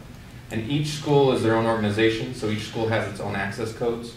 So, that way, if it's bullying at the high school, then the principal and the counselors at the high school get access to that information. So you would have, if you have kids, for example, that are different schools, you can report bullying, or your kids can report bullying at their school. So as a parent, if you have you would have access to La Plata if you had a student at La Plata, and you would have access to Jose Barrios and so on. So. Are there any questions? Would there be a cost after the pilot program period? After the pilot program, there could be, but the PSIA is, we're only in for a 1-year contract. The reason the NMPSI is doing it is because their insurance providers are actually seeing it as a benefit for them, because the risk insurance, it was done through Palms and Associates, they're seeing that it actually is dropping their risks. I mean, the amount of cases of, you know, and legal fees and stuff like that. So it's been, that's why insurance companies are interested in paying for this. Cool. Question, do those notifications then go to the individual school person identified to take those requests? Yeah, so if the student is using their access code for their Silver High, there are different people that are set up within the app to receive those notifications, both via text and email, and then they can respond anonymously back and forth, or they can assign it to someone in their group that's part of the administrative team to handle it, to follow up on it, and then they get reporting on how to do it and the different steps that have been taken. But it's handy because a lot of the times, even on like the cyberbullying, we've done a bunch on cyberbullying this year. You know, if there's text or Facebook, it's very hard for the district to get a hold of those things.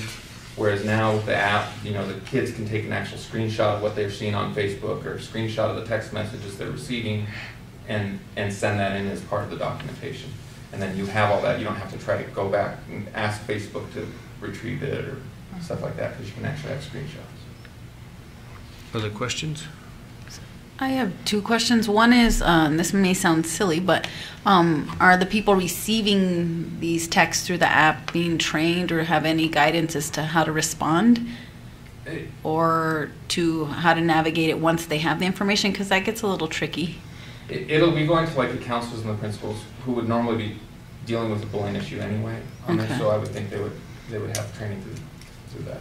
And then my other question is, Aztec and Western New Mexico University, you said, have they had it long enough to notice a decline? No, the pilot was just started. Okay, so we this went is January 31st. Something like that. Okay, thanks. So we have something similar right now at Western. It's not the actual Stop It app, but we have a reporting procedure where somebody can get on the website and report an incident, any incident, and it is disseminated to certain people on campus, student affairs, campus police, counseling, what have you. And like Dr. Diaz brought up, the people that it gets disseminated to, they have to do something with that report, because if not, we respond back to that person, I'd probably say within 8 hours. Someone from our committee will respond back and say, we're going to address this right now and we're going to follow up with you. That way they don't think that their information is on deaf ears, and it makes them more comfortable that we're looking into it. But it goes back to the threat assessment committee that I've talked about, or the crisis intervention team. As part of the crisis intervention team, we'll come together in an emergency meeting and say, we've had 3 incident reports regarding student A, student B, and student C. We need to come together tomorrow and address these concerns. So it goes back to the training, because we have our counselor there, and she will either refer them to counseling outside of Western, or she'll address it with them directly, or any other thing that we need to take care of. But we'll have a committee meeting immediately, and obviously somebody is there taking notes, and we come up with an action plan and then follow up with the person that reported it, try to offer them a solution that's viable for all parties involved. And obviously if there's criminal intent, we get law enforcement, campus police, and I'm part of that committee, both crisis intervention and threat assessment. Then we'll take it on a criminal investigation and or Western admin policy investigation, or both. But then we follow up. So I think what I'm saying is that the app is great, but the schools are going to have to look at some sort of a committee. Not just 1 or 2 people can't do it, because they're going to get overwhelmed. So if they have a committee to look at this and keep track of it, because we don't want someone's report to fall through the cracks and they're thinking, I reported this and nothing's getting done, I'm getting bullied, and God forbid they come back and say, hey, my son or daughter had this and you guys did nothing to it. So we would need to create some sort of either the threat assessment, crisis intervention committee in the school district itself, or with each individual school. Just FYI. That's great information. Thank you. Other questions or comments? All right. Thank you, Mr. Brown. Yes, sir. Next on our agenda this evening is Ms. Milam. I'm not sure if Linda put this in your packet or not, but if you take one and Yes, pass of it on. course. It's on the lower income schools application. Normally, we do this earlier. Well, we do it at the end of the school year, but this year they're making some changes to it because of ESSA. So our total award is $75,766, and under action items, it's one of the things that we're asking for approval and consideration of.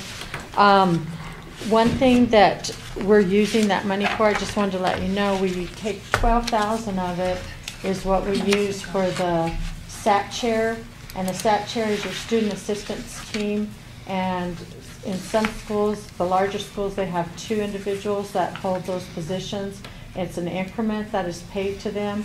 It's about $1,100 a piece, and these people put in a lot of time. They're responsible for having SAT meetings with any of the parents and the teachers, and they come up with interventions and strategies to try and help your low-performing students reach proficiency. So part of that and the rest of the money will be used for after-school tutoring, before school tutoring, and then we also use part of it for the summer school program that we have for OHS, La Plata, and Silver High, for more like credit recovery in the summertime.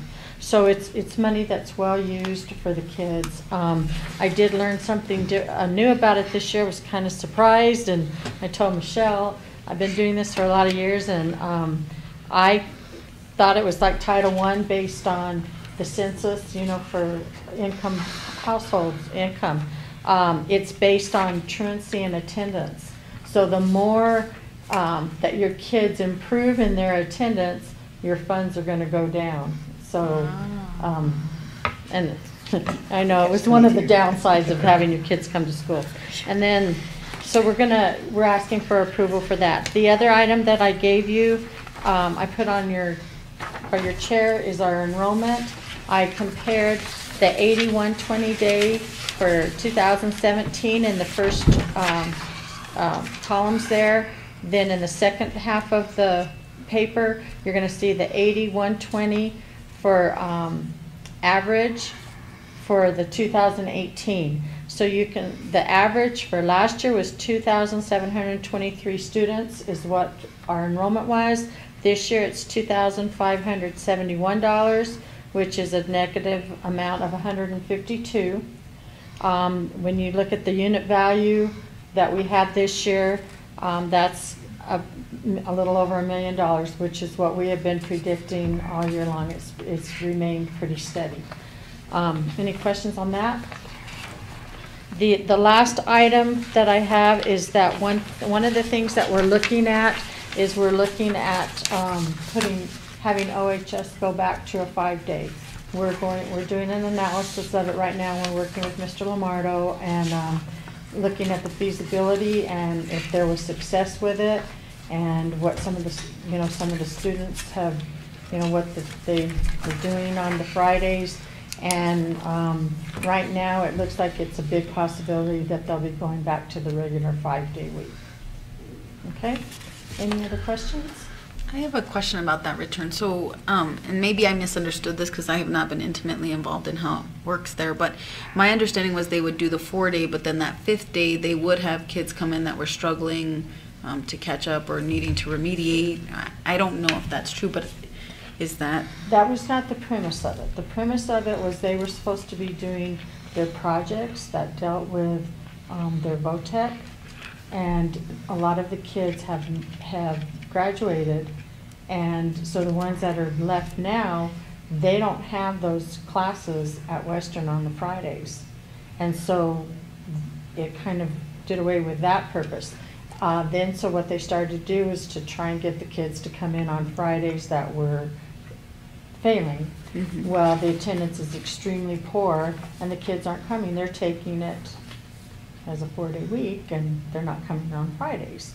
So it's really not serving any purpose to help them out if they're not going to show up to come to get the help. So we're thinking of going back to the 5-day. Are there questions or comments for Mrs. Milam? Thank you. Next on our agenda is Ms. McCain. The two things that I want to cover today are we have sent out the email to the principals in order to put together a budget committee that comprises of people from each of the school locations. Where we asked for an administrator, a teacher, a non-certified employee, and then a parent. And we have had responses from all but 2 of the schools to give us names to and ask those people to be on our committee. And once that's complete, then we will start scheduling. I will start scheduling budget meetings between now and the next board meeting so that we can start facilitating the building of our new budget. The other thing that I wanted to bring up is in this last, now that the legislators has finished up what they're doing, House Bill 310, they've looked at addressing teacher salaries or school salaries in two separate appropriations. What they're looking at is when they implemented the 3-tier teacher salary schedules, they gave us base amounts to start with each of those tiers. And the first few years they addressed increases for those tiers, and then in the last, I believe 12 years, they have not addressed any increases for those to help us keep those funded. And so this year they're looking at the level 1 teachers. The last minimum salary was at $30,000. They are now increasing that to $38,000. We sit at $34,005 as our beginning amount on our salary schedule, so it's going to hurt, but not as bad as some schools that are maintaining the $30,000 minimum. Our level 2 teachers, the minimum is moving from $40,000 to $44,000. We sit at $45,000, so we're okay with those. We meet all of the minimum requirements for the level 2 teachers. And level 3 teachers, they were at a minimum of $52,000. They've now upped that to $54,000. And actually, their minimum was $50,000. We are at $52,000, and they've upped it to $54,000. So we will have to address those in building our salary schedules for this upcoming year. Along with that, they did mandate that all classroom teachers be allocated a 2.5% increase for the year. I don't believe it's above and beyond this. It's in conjunction with this so that it won't be the tier increase. As it stands for the level 2 teachers, they will see that 2.5% increase because they already meet the minimums. So that salary schedule will probably be the least impacted. In looking, just a quick overview, today I went in and looked at, we have 28 teachers that are employees, because that includes for us. We pay our nurses, our counselors, and nurses and counselors and social workers all off of our certified salary schedules. So they will fall into the categories that receive benefit of these increases. We have 28 employees that are on level 1, 100.6 employees that are on level 2, and 78 employees that are on level 3. And so we will have to use whatever increased appropriations to cover those, because we have to have an average increase for all of those teachers of 2.5%. All other school employees will receive an average increase of 2%. I did some rough numbers today just to kind of get a feel of what it's going to be. And looking at the salaries alone, that's going to be an increase of about $428,000 salaries, and then another $101,000 in benefits, you know, your retirement and FICA and all of those things that are based on those actual salary dollars, for a total cost of about $530,000. Thank you. Questions from the board? So I'm extremely naive, so I'll just tell you. So they will basically mandate the increase without any subsidy to cover it. Well, they have appropriations in what they are allocating for us, you know, in our unit value this upcoming school year. Now, how it goes subsequent years. Okay. Thank you. We have to get creative. That was my question as well. So they're funding it for this year, but there's no guarantee for following years. And it is an ongoing cost. True. Interesting. And of course, I want to make sure that it's clear that this is all subject to the governor's signing. Oh, it's not done yet. It's not a done deal yet. Okay. Stay tuned. Stay tuned. Anything else, Ms. McCain? That's what I have. All right. Next on our agenda is the Board of Education, and first up is the Finance Subcommittee report. Okay, so Mr. Khan and myself met with Michelle and Martha this morning, and we went over the financials. We are seeing money go down. Obviously, we're spending it, and that's expected to be. What the state likes to see us at is in our cash reserves at 4%. We're getting pretty close to that number at 4.68%. We're not sure exactly how the dust is going to settle, but considering that we were down $1 million, still having cash available at the end of our budget period is a very positive thing. However, we have to be very cautious with how we go forward, because in prior years we've been overstaffed with our declining enrollment, and so we have to be very conservative how we move forward as a school district, not only because of the increased costs that are going to be mandated, but also because of the decrease in enrollment. So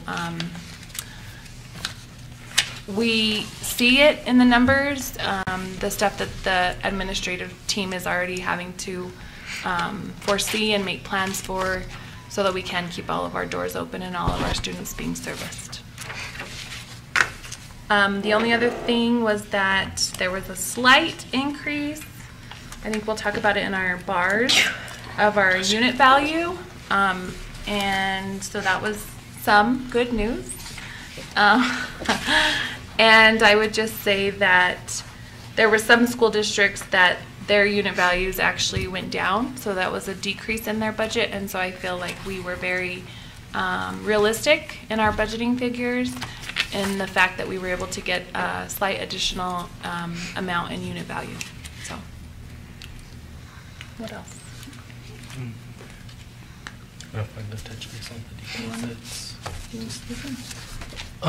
I touched base with Michelle and Ms. Alvarez, and I just questioned, me being in the financial sector in the community, I see a lot of organizations being embezzled.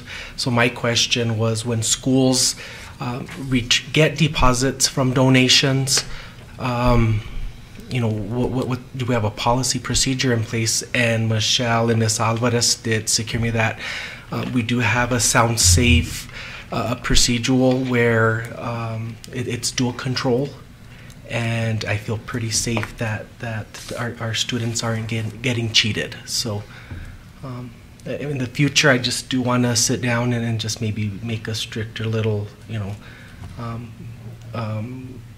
procedure or policy in there. To me, we mean business, so nothing gets taken from our students, and just to make sure that those funds are directly for them and their organizational purposes. Thank you. Any questions from the rest of the board to the Finance Subcommittee? And Mr. Khan, I would say if that's a district policy, we could certainly look at that. Mm-hmm. If it's administrative, then that's something that the administration. We wanted to just speak with Mr. Brown in the prior future, and once we open another, put another iron in the fire. Because currently Right. it's mostly procedural. Yes. And the process that we maintain in any of our fundraising and endeavors where we have cash that is moving outside of the administration here. Very well, thank you. Next on our agenda is some first reading of policies as a result of the school board retreat and training that we had last month. we have a couple policies that we'd like to revise, existing policies.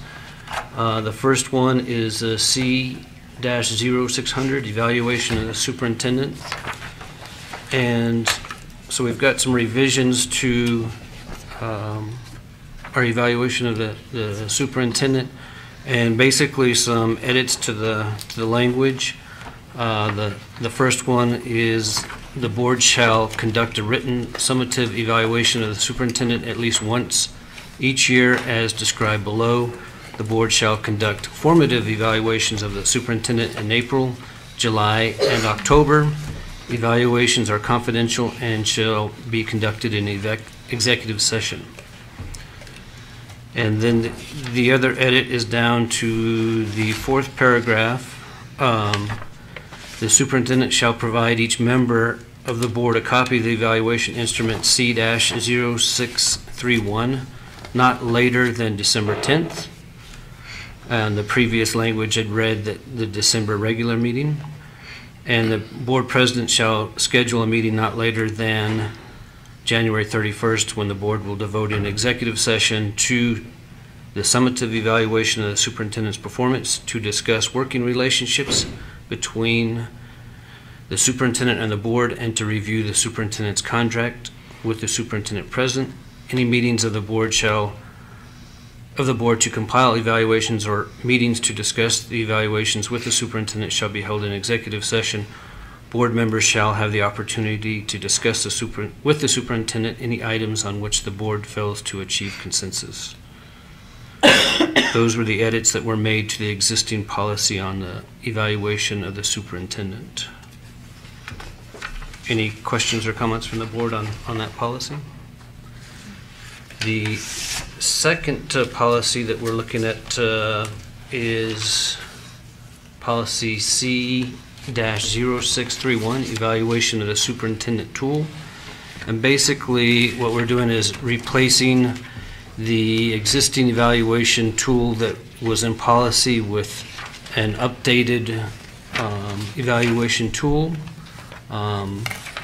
This is again something that came out of our board retreat, is probably a better tool than what we're currently using. I can say with confidence I know it's a better tool than what we're currently using. And so we'll be updating that policy C-0631. Any questions from the board on that policy? Comments?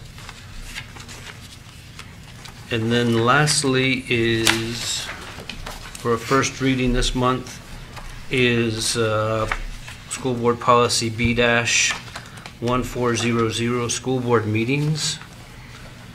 And this, we had a discussion, an informal discussion at the last board meeting. Mrs. Montenegro wasn't here, however, regarding the date of the day of the week that we hold our regular meetings. Currently in policy it says the third Tuesday of each calendar month. We had a discussion at our last meeting about possibly changing that to a Wednesday, the third Wednesday of the month, as a better option. And so I would like to, I guess, have that continue that discussion. And visiting with Mrs. Montenegro, she suggested possibly a Monday, the third Monday of the month. So with that, I will open it up for discussion amongst the board on a preferred day of the month. And so my reasoning was for Mondays, we have church on Wednesday nights, and so that would be one Wednesday every month. So if Mondays is not doable for everyone else, obviously 1 out of 4 is not bad, however, not my priority by far. I'm okay with Monday. I'm pretty much open for Monday, Tuesday, or Wednesday. Dr. Diaz? I can make Monday work, probably. I'll make it work. Mr. Brown, administration's open. And that would be the only change in this policy of B-1400 would be the date of the regular meeting. Nothing else would change in this this policy. So we've put in there the third Monday of each calendar month is designated as the regular board meeting date.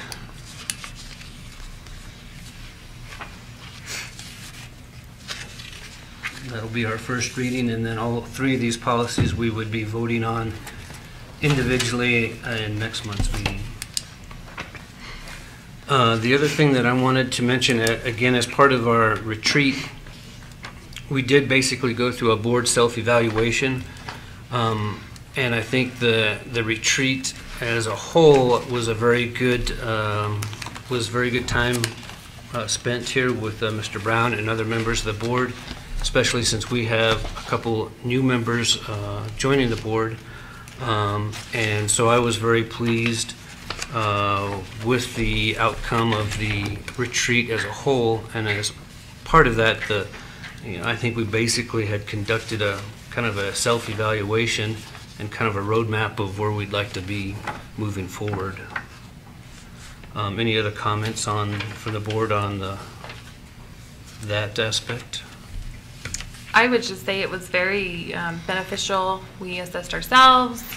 We looked at how we do certain things and people's strong suits or how we communicate, and it's very helpful, I think, in any organization where you have to work as a team to know what your teammates, what their great qualities are and what the things that maybe they kind of struggle in, and how we can complement one another. I think it was very productive. Thank you. Other comments?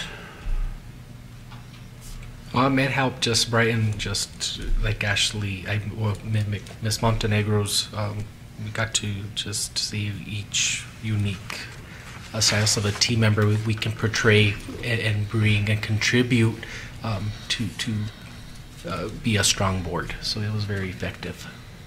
Thank you. Definitely worthwhile. Mr. Flores? I concur. Thank you. Next on our agenda is board comments. I'll start off by saying that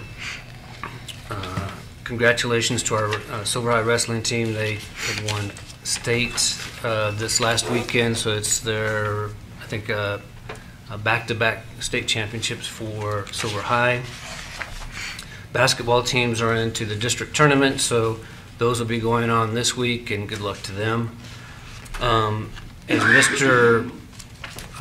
Brown alluded to earlier, of course, the horrific events that have taken place not only in our state but nationally are very troubling and sad to see.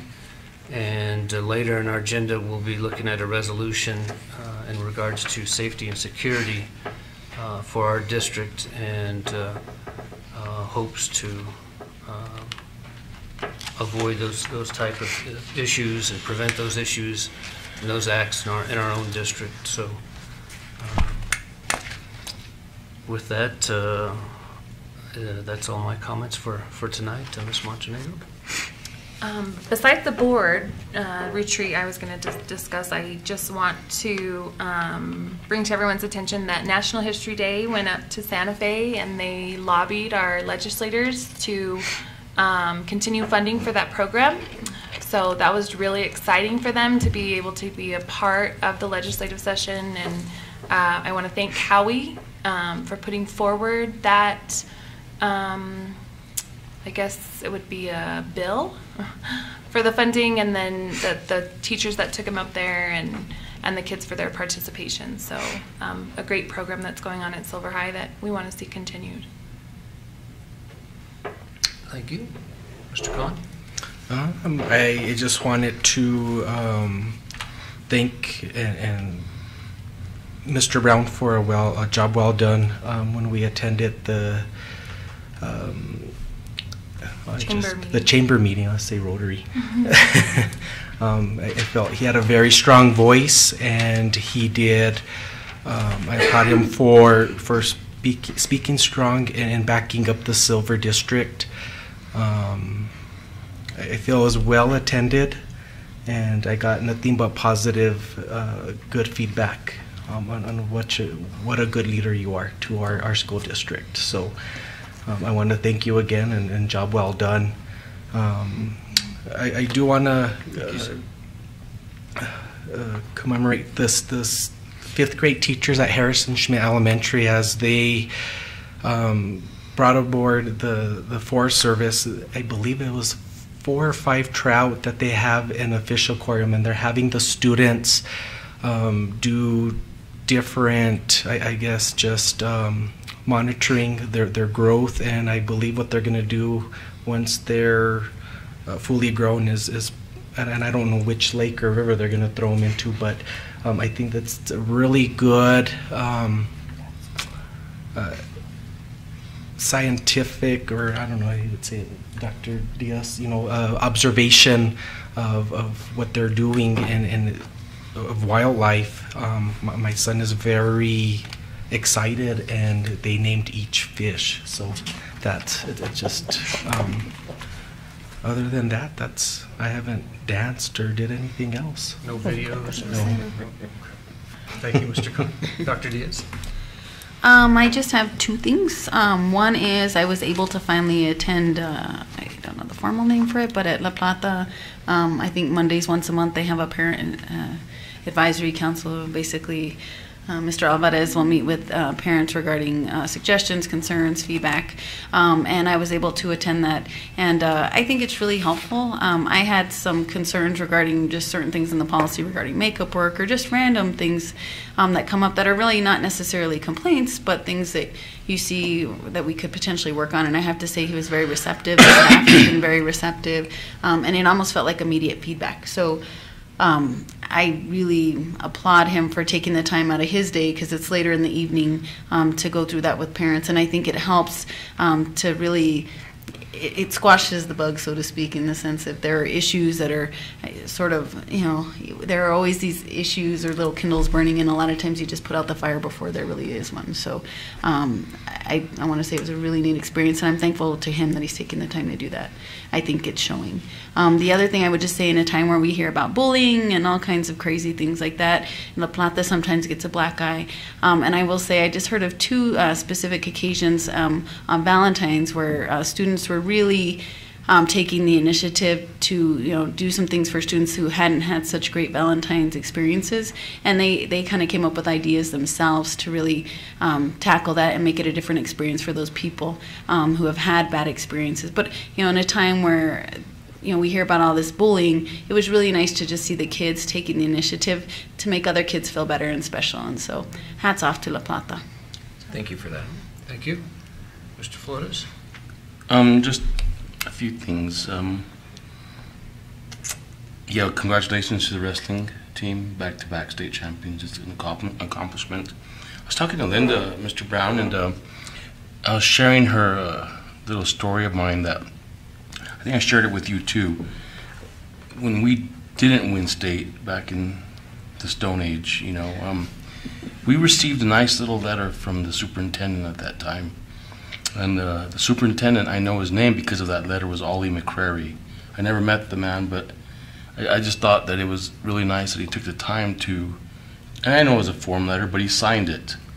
And, they put it in my mailbox. They just gave it to me at the high school, which made it even nicer. And they say, hey, you got a letter in the office or whatever. And I think it would be nice if you would write a letter to each of the wrestlers that's a state champion, because that's something I think they'll hold for the rest of their life. Some recognition from someone that is in charge of the schools. And we got one from our principal too, but I'm not trying to add any extra work to Mr. Coker. But you, Mr. Brown, you got lots of time. No, and that's the thing. I know. I even told Linda I would write the letter for you, and you could sign it. But I know. Just in talking to all the committees I'm on at Western, I realize that I don't know a whole lot about financial aid, and I think that's the norm throughout the country. And I think if we can talk to our high school counselors and get students to fill out a FAFSA their junior year, because most students wait till they're a senior, they wait till the spring semester, and they think, well, I have to wait till I graduate, and I fill it out, and by the time the fall comes, it's so fast, they're so far behind the curve. But I was at a meeting recently at work, and it was told to me that everybody somebody will get some aid. They'll, what's the word I'm looking for? They'll qualify for some sort of assistance, whether it's a loan, whether it's a grant, whether it's a Pell Grant, whether it's student work study. But if they do it their junior year, then they can work out the kinks in the next year and then really have it ready by the time they get to go to college. And it doesn't even have to be at Western, it could be at any institution. But I think that's useful information that I didn't have, and I think if we just say, get the counselors to get their juniors to start filling out a FAFSA, and they're going to sit down with their parents and fill it out, but I think it'll probably pay off tenfold. Obviously, we're going to talk about safety and security, but I've been receiving a lot of phone calls, and I've addressed my opinions, and I guess we'll talk about it later, but obviously I think I'm glad that we've already addressed it prior to some of these things, and unfortunately, I don't think we've seen the end of it. And I tell people, unfortunately, probably within the next week, we're probably going to hear something somewhere throughout the country. But I just want parents to know that we are addressing this as a board. And I think that's it. I'll talk to you about the free admission later. Sounds good. Very well, thank you. Next on our agenda is limited public comment, and these are public comments restricted to agenda items. And I've got one request, but I don't believe it is an agenda item, so we'll have to wait until the next public comments towards the end of our meeting, unless there's others that Mrs. Hernandez you've received. Okay. So the next item on our agenda tonight is action items, the consent agenda, approval of the budget, finance, and purchasing, items A through E. And Ms. McCain, or? Yes. Okay. We have our checks written for December and January. In December, I did not feel that we had a complete picture of the checks written, and that was actually true. And so I want to go over December's dollar amount is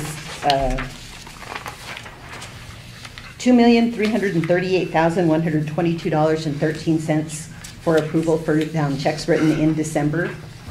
And then we have our regular January amount that we also need approval on, and that is $2,580,978.16, checks written in January.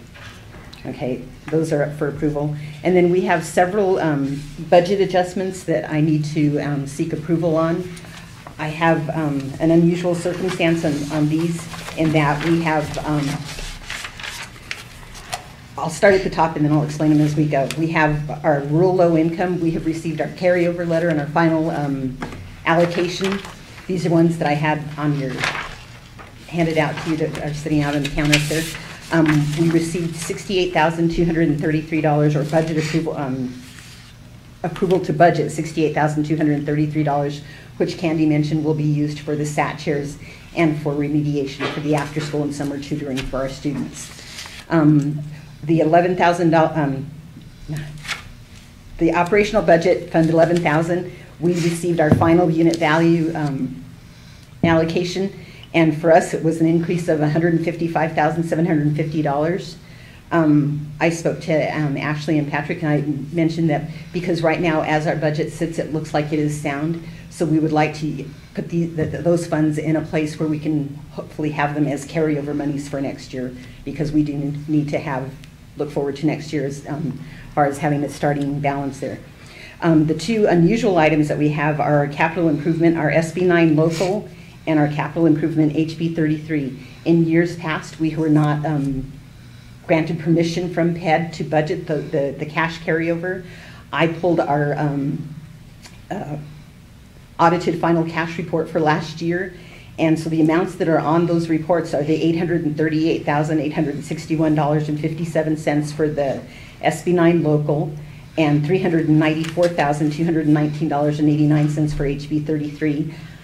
I am a little skeptical to think that we will receive all permission to budget all of those, but those are the final audited numbers that we have on our books. Capital outlay is a whole different animal from the rest of PED, and so I will see, what we actually will receive authority to budget.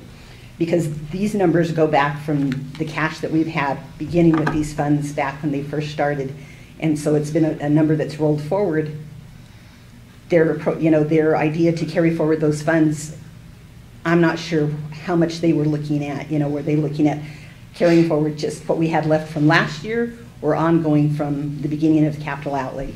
So these numbers are based on from the beginning, okay, which are very big because our actual budgets for those are, I think we budgeted $1.6 million in SB9 local for the entire year this year. So having half that much coming back to us again will be wonderful, but kind of miraculous from my point of view. We have our food services account, which we have our cash carryover for that fund, and it's $28,135. Instructional materials, we also have our cash carryover from last year, and that's in a total of $73,179.20. That number is large because they give us our final appropriation for instructional materials usually in May, late May, early June, when we have no ability to budget it, so it kind of sits there in our cash till the next year. So it gives us, I guess, a savings if you want to look at it optimistically. Our transportation budget is unique in itself, that we try to spend down our transportation budget because at the end of every fiscal year, if you have not, whatever you have not used, you have to give half of it back to PED. So half of what we had left over last year is $13, and so we get to budget the rest of it. And so those are the amounts that I'm asking to have approved for budget adjustment requests for this year. For this month, pardon me. We have no awards of bids and proposals for right now. We had donations that came to us from, we had Silver City Dental, who were kind enough to give us donations for both our girls and boys golf in the amount of $500 apiece, so which we are very appreciative of. We also have $500 from Silver City Moose Lodge that was donated to the Skills USA, which is Mr. Adodondo's class. And then we had an additional $500 that goes to the Silver High Engineering, 3D Engineering, I don't know if they're a club or if it's a class, but they sought that grant and were allocated $500 from Freeport McMoran. So I think we definitely want to show our appreciation to these people for the donations that they give to our students above and beyond, the help that they give us during through the year. The final two items that I have is the conflict of interest forms. We have Area Iron and Steelworks. We've done business with them for years. We just became aware that they are related to the Lamardos. They're out of El Paso, but they had to sign a conflict of interest form for us because they are vendors that we use ongoing. And then a new vendor to us is Jeremy Arteaga, and he's running the new, I think it's called Blue Ox Rentals. And he's doing the equipment rentals for us since Blue Line went out of business or are no longer in our area. And he is related to one of our employees, so we had to get the conflict of interest agreement with him. And it is all of those things for which I seek your approval. Michelle, just out of curiosity, the SB9 local and the HB 33, if it was just annual rollover, what would those numbers look like? I don't have them on hand, but it's more like 80 probably? No. It was 360,000. Let's see. Okay, if you don't have it, I don't have it, but I can get the number for you. I can email that to you.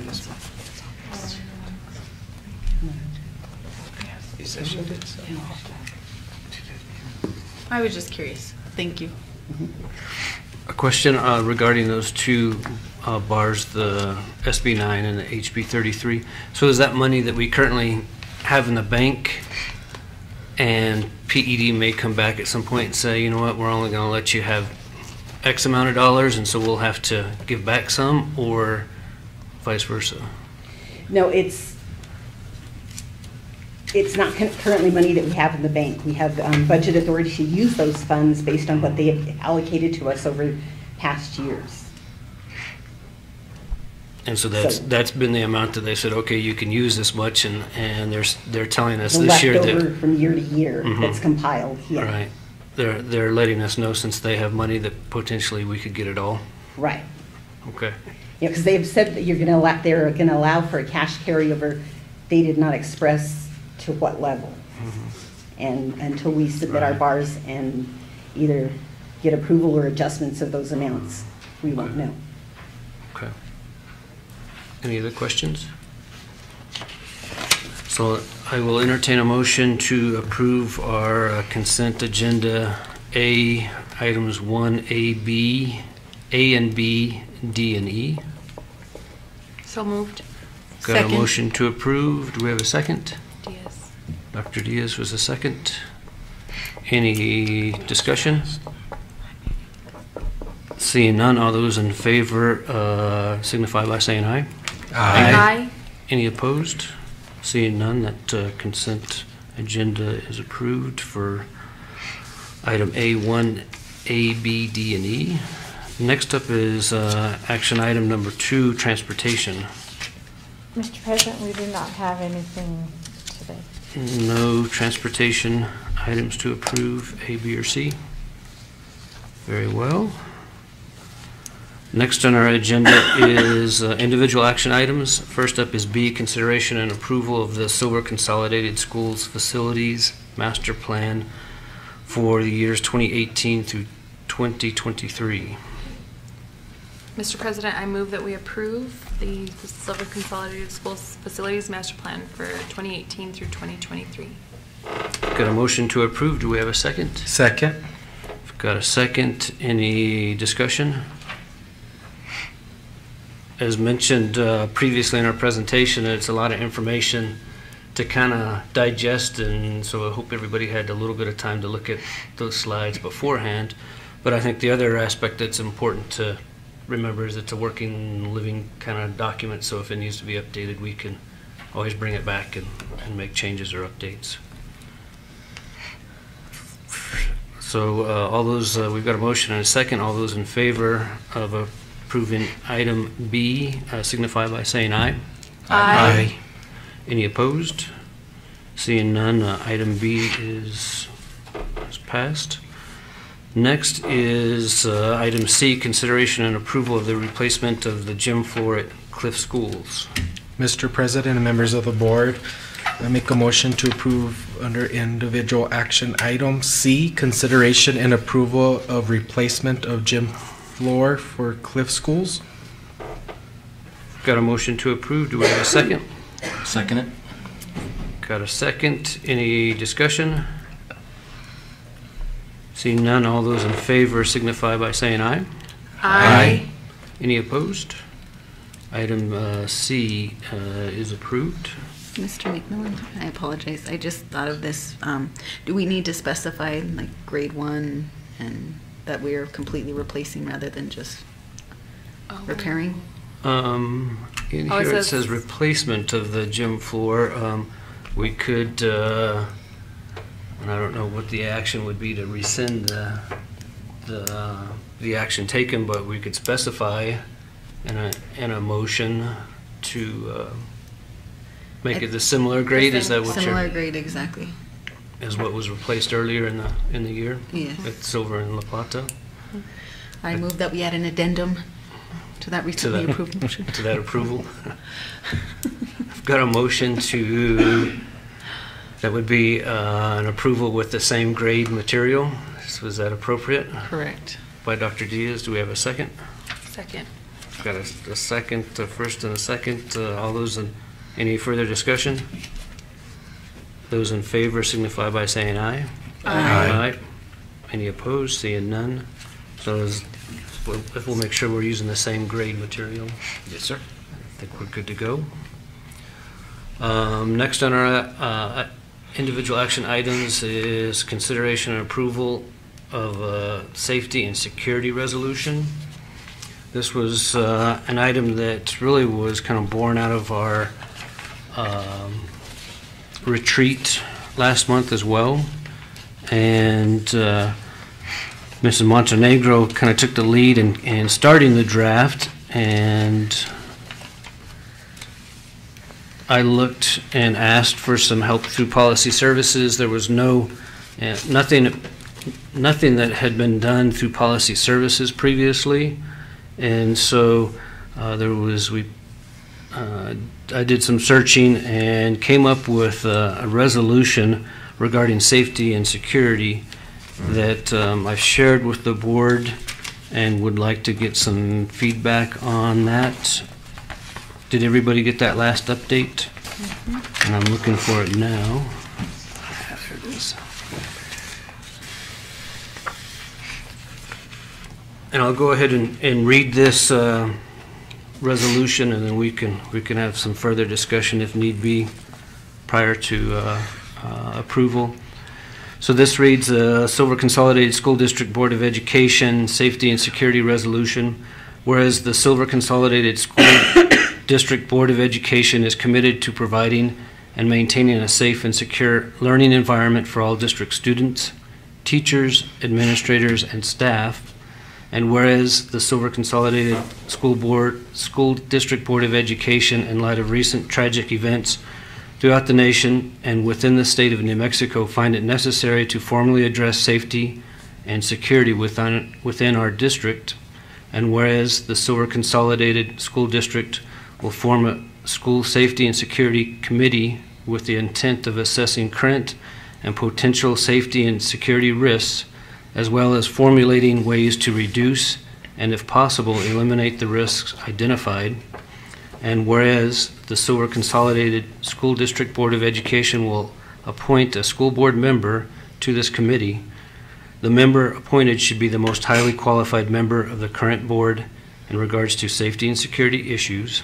And whereas the committee will consist of members of the school district administrative team, as well as representatives from local law enforcement agencies and staff, community members as deemed appropriate. And whereas the Safety and Security Committee will report to school district administration and the Board of Education with recommendations of the committee. And therefore, be it resolved that the Silver Consolidated School District Board of Education is fully committed to providing a safe and secure learning environment for every student, teacher, administrator, and staff member. Be it further resolved that safety and security is everyone's responsibility. The Board of Education and the school district administration will work in partnership with our students, parents, teachers, staff, as well as local and state organizations and our community at large to ensure that Silver Consolidated School District is a safe and secure learning environment. Passed and adopted this day of February 20th, January 2018. And then there's signatures for the Board of Education. So that's the resolution that I present to the board for consideration and approval.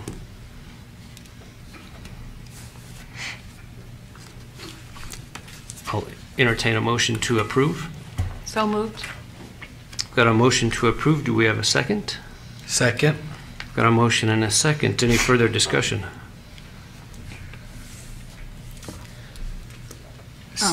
I apologize. I really hadn't had it. I had a chance to read it, but no, I hadn't really had a There's chance to read probably through. grammatical errors, huh? There. Me and my Please fix it. My daughter hates it.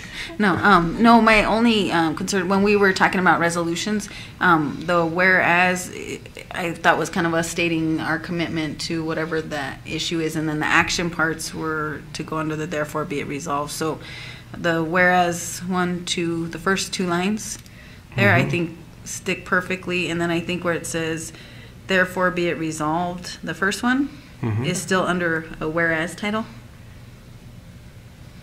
I know I'm getting tricky. Which one? So The first, therefore be it resolved, should be part of the whereas. should be a whereas. Because we're still stating our commitment there.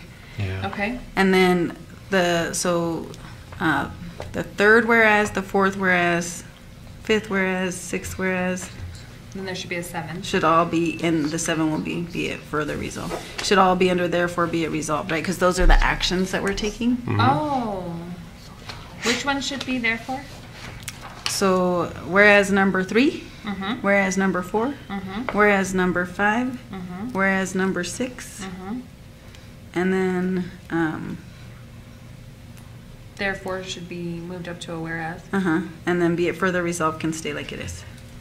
Okay, so I'm just saying because when we did the resolution thing, that I think the whereas was supposed to be stating our commitment to it because it's an important priority to us, and then the therefore pieces were supposed to be our action. Is that right?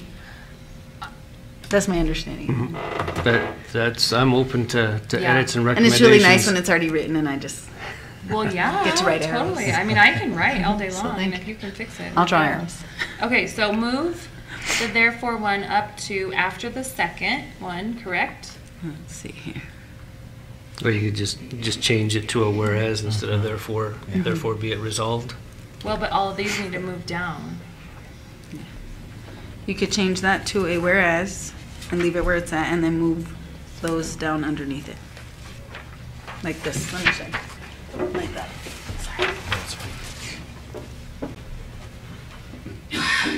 Okay. And change them all to therefore.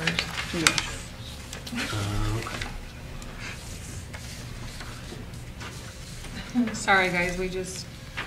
Thank you for writing it. I didn't write it.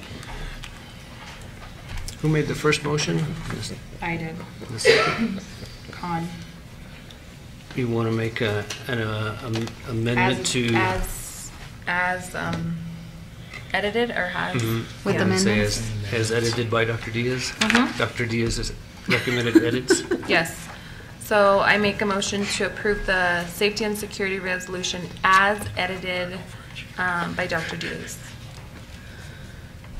And Mr. Khan, do you? I second that?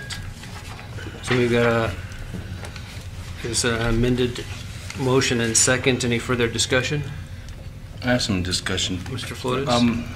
I think, pardon me, I think the resolution is well written, and I appreciate the edits, but I think a lot of people, parents, administrators, teachers, they're going to say, well, what does this mean?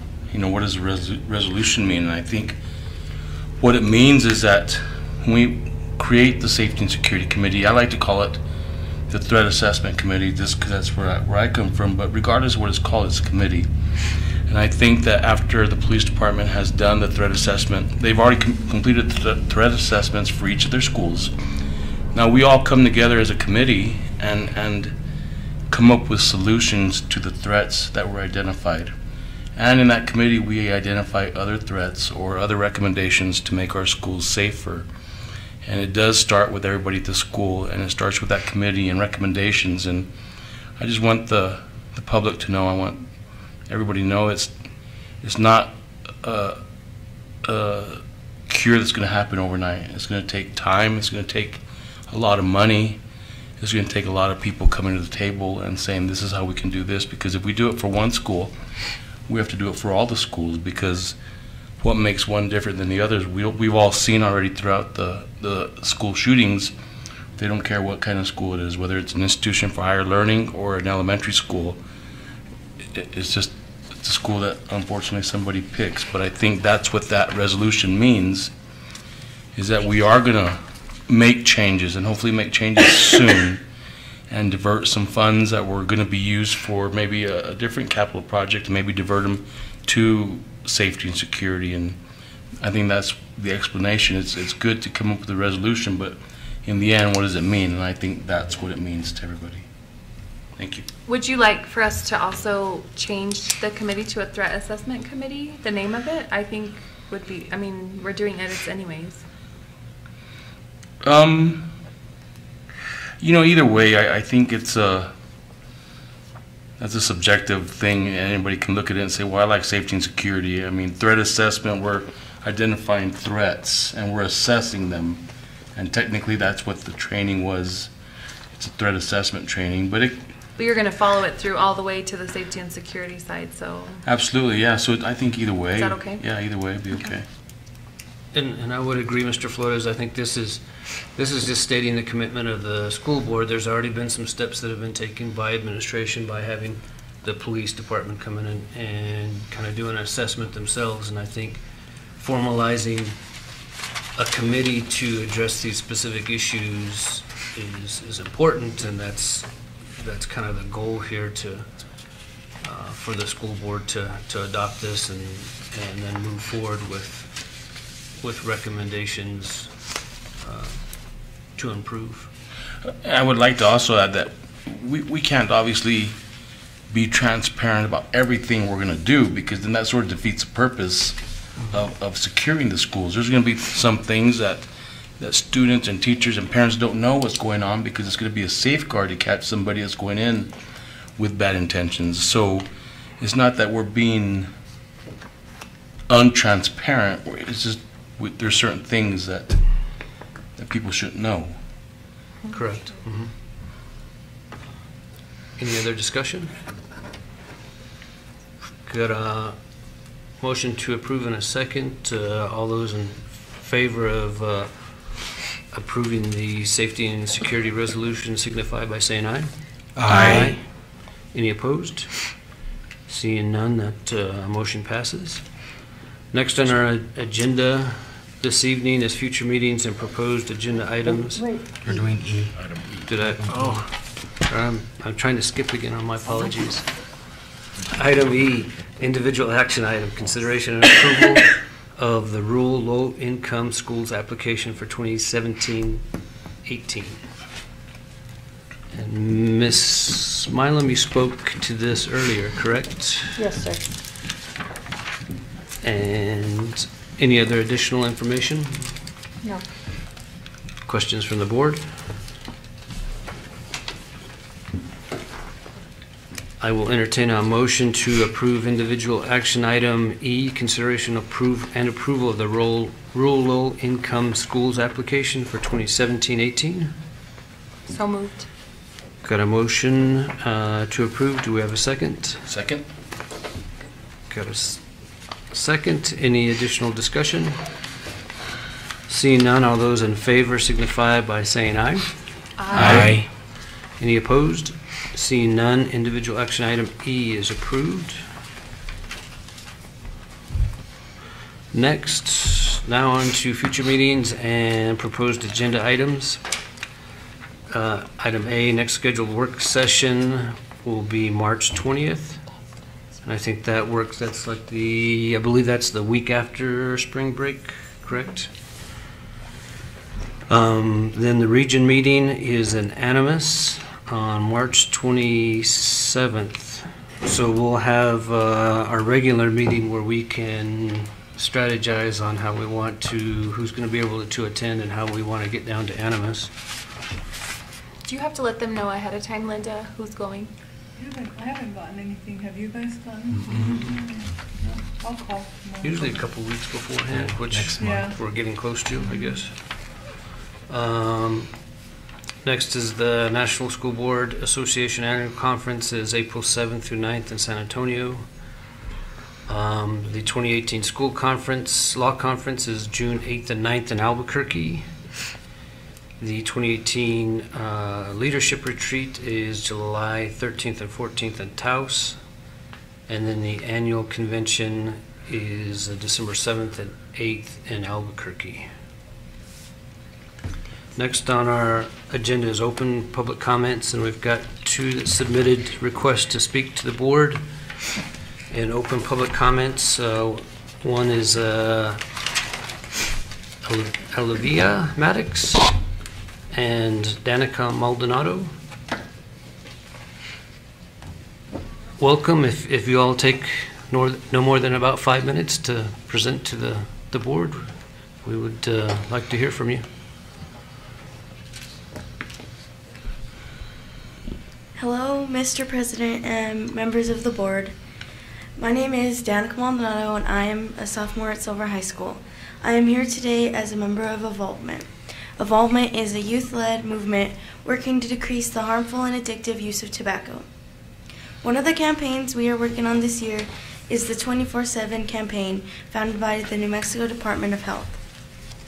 The 24/7 campaign is helping New Mexico school districts adopt, implement, and enforce truly comprehensive tobacco-free school policies. Under a truly comprehensive policy, tobacco use, possession, and distribution is prohibited by anyone, anywhere, at any time, 24 hours a day, 7 days a week.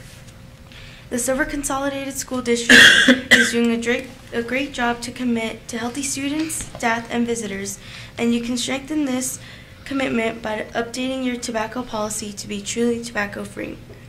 We have provided a copy of your current tobacco-free policy in your folders to use as a reference. First, the policy must strictly prohibit tobacco or commercial advertising, with no exceptions made with board authorization or in a student publication.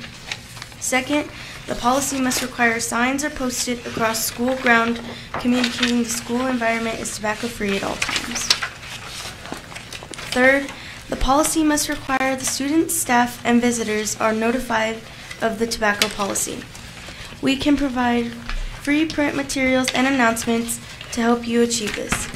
Fourth, the policy must require schools to provide referrals to cessation resources for staff and students suffering from tobacco addiction, such as providing the number to the New Mexico Quit line. A list of these referrals is provided in our free 24/7 toolkit. Finally, the policy must include progressive discipline and enumerate specific possible sanctions or disciplinary action. While you have a discipline matrix in your student handbook, this should be referenced with a few examples in tobacco policy. As a partner and resource to Silver Consolidated Schools, I am here to offer to help update your tobacco policy to be completely comprehensive. In your folders is model policy language that you are free to adopt completely or use as a reference to help revise your current policy. Once you adopt a comprehensive tobacco-free policy, the 24/7 campaign has great ways to support your schools. First, we will provide free bilingual tobacco-free signs to all schools in your district. Second, our free tobacco-free toolkit will be sent to all schools in the district. Finally, we will celebrate your policy update on both social and traditional media and feature your district on our website and printed materials. On behalf of Evolvement, thank you for taking the time to learn more about 24/7 campaign. We hope that Silver Consolidated Schools will join districts including Pecos and Roswell in being a model to districts across the state by adopting a truly comprehensive tobacco-free policy. Thank you again. Is there any questions?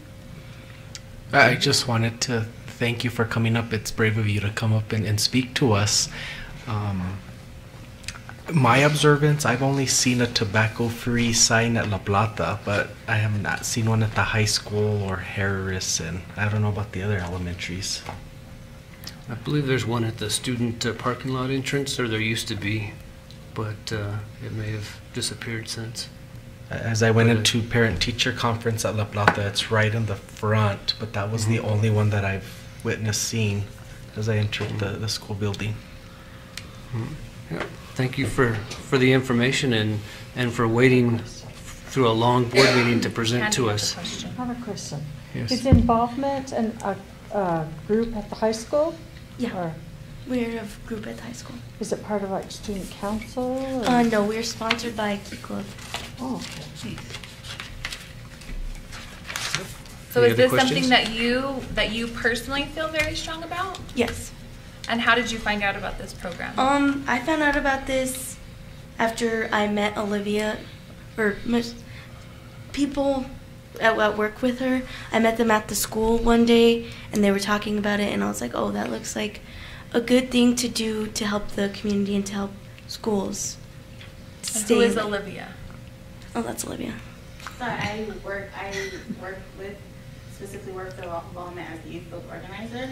So I work directly with like the Department of Health and to talk to them about the different policies that are going on here. And I basically work with the youth to kind of get them to school board meetings, different events around the schools and the community that we do. So I work closely with the youth and the army across the state. Cool. Very cool. So do you see tobacco as a problem in our schools? Yeah, I do. There's a lot of people with dip cans that you'll just see them pull it out sometimes. And Other questions? Is this free? Huh?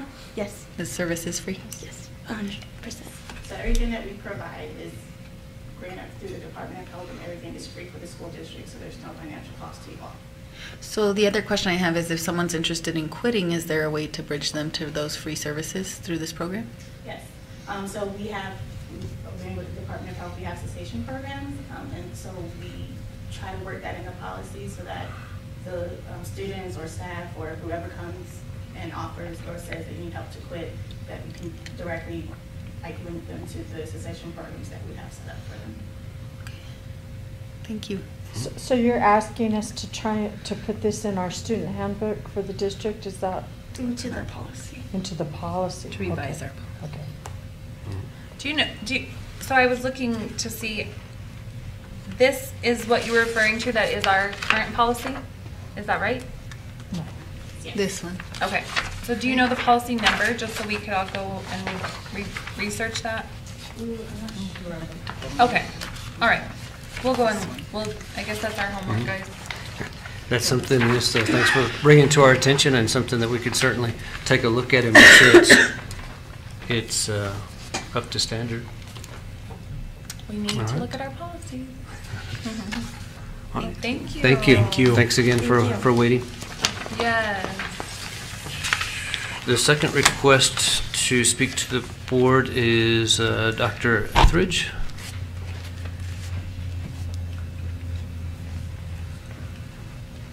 Welcome.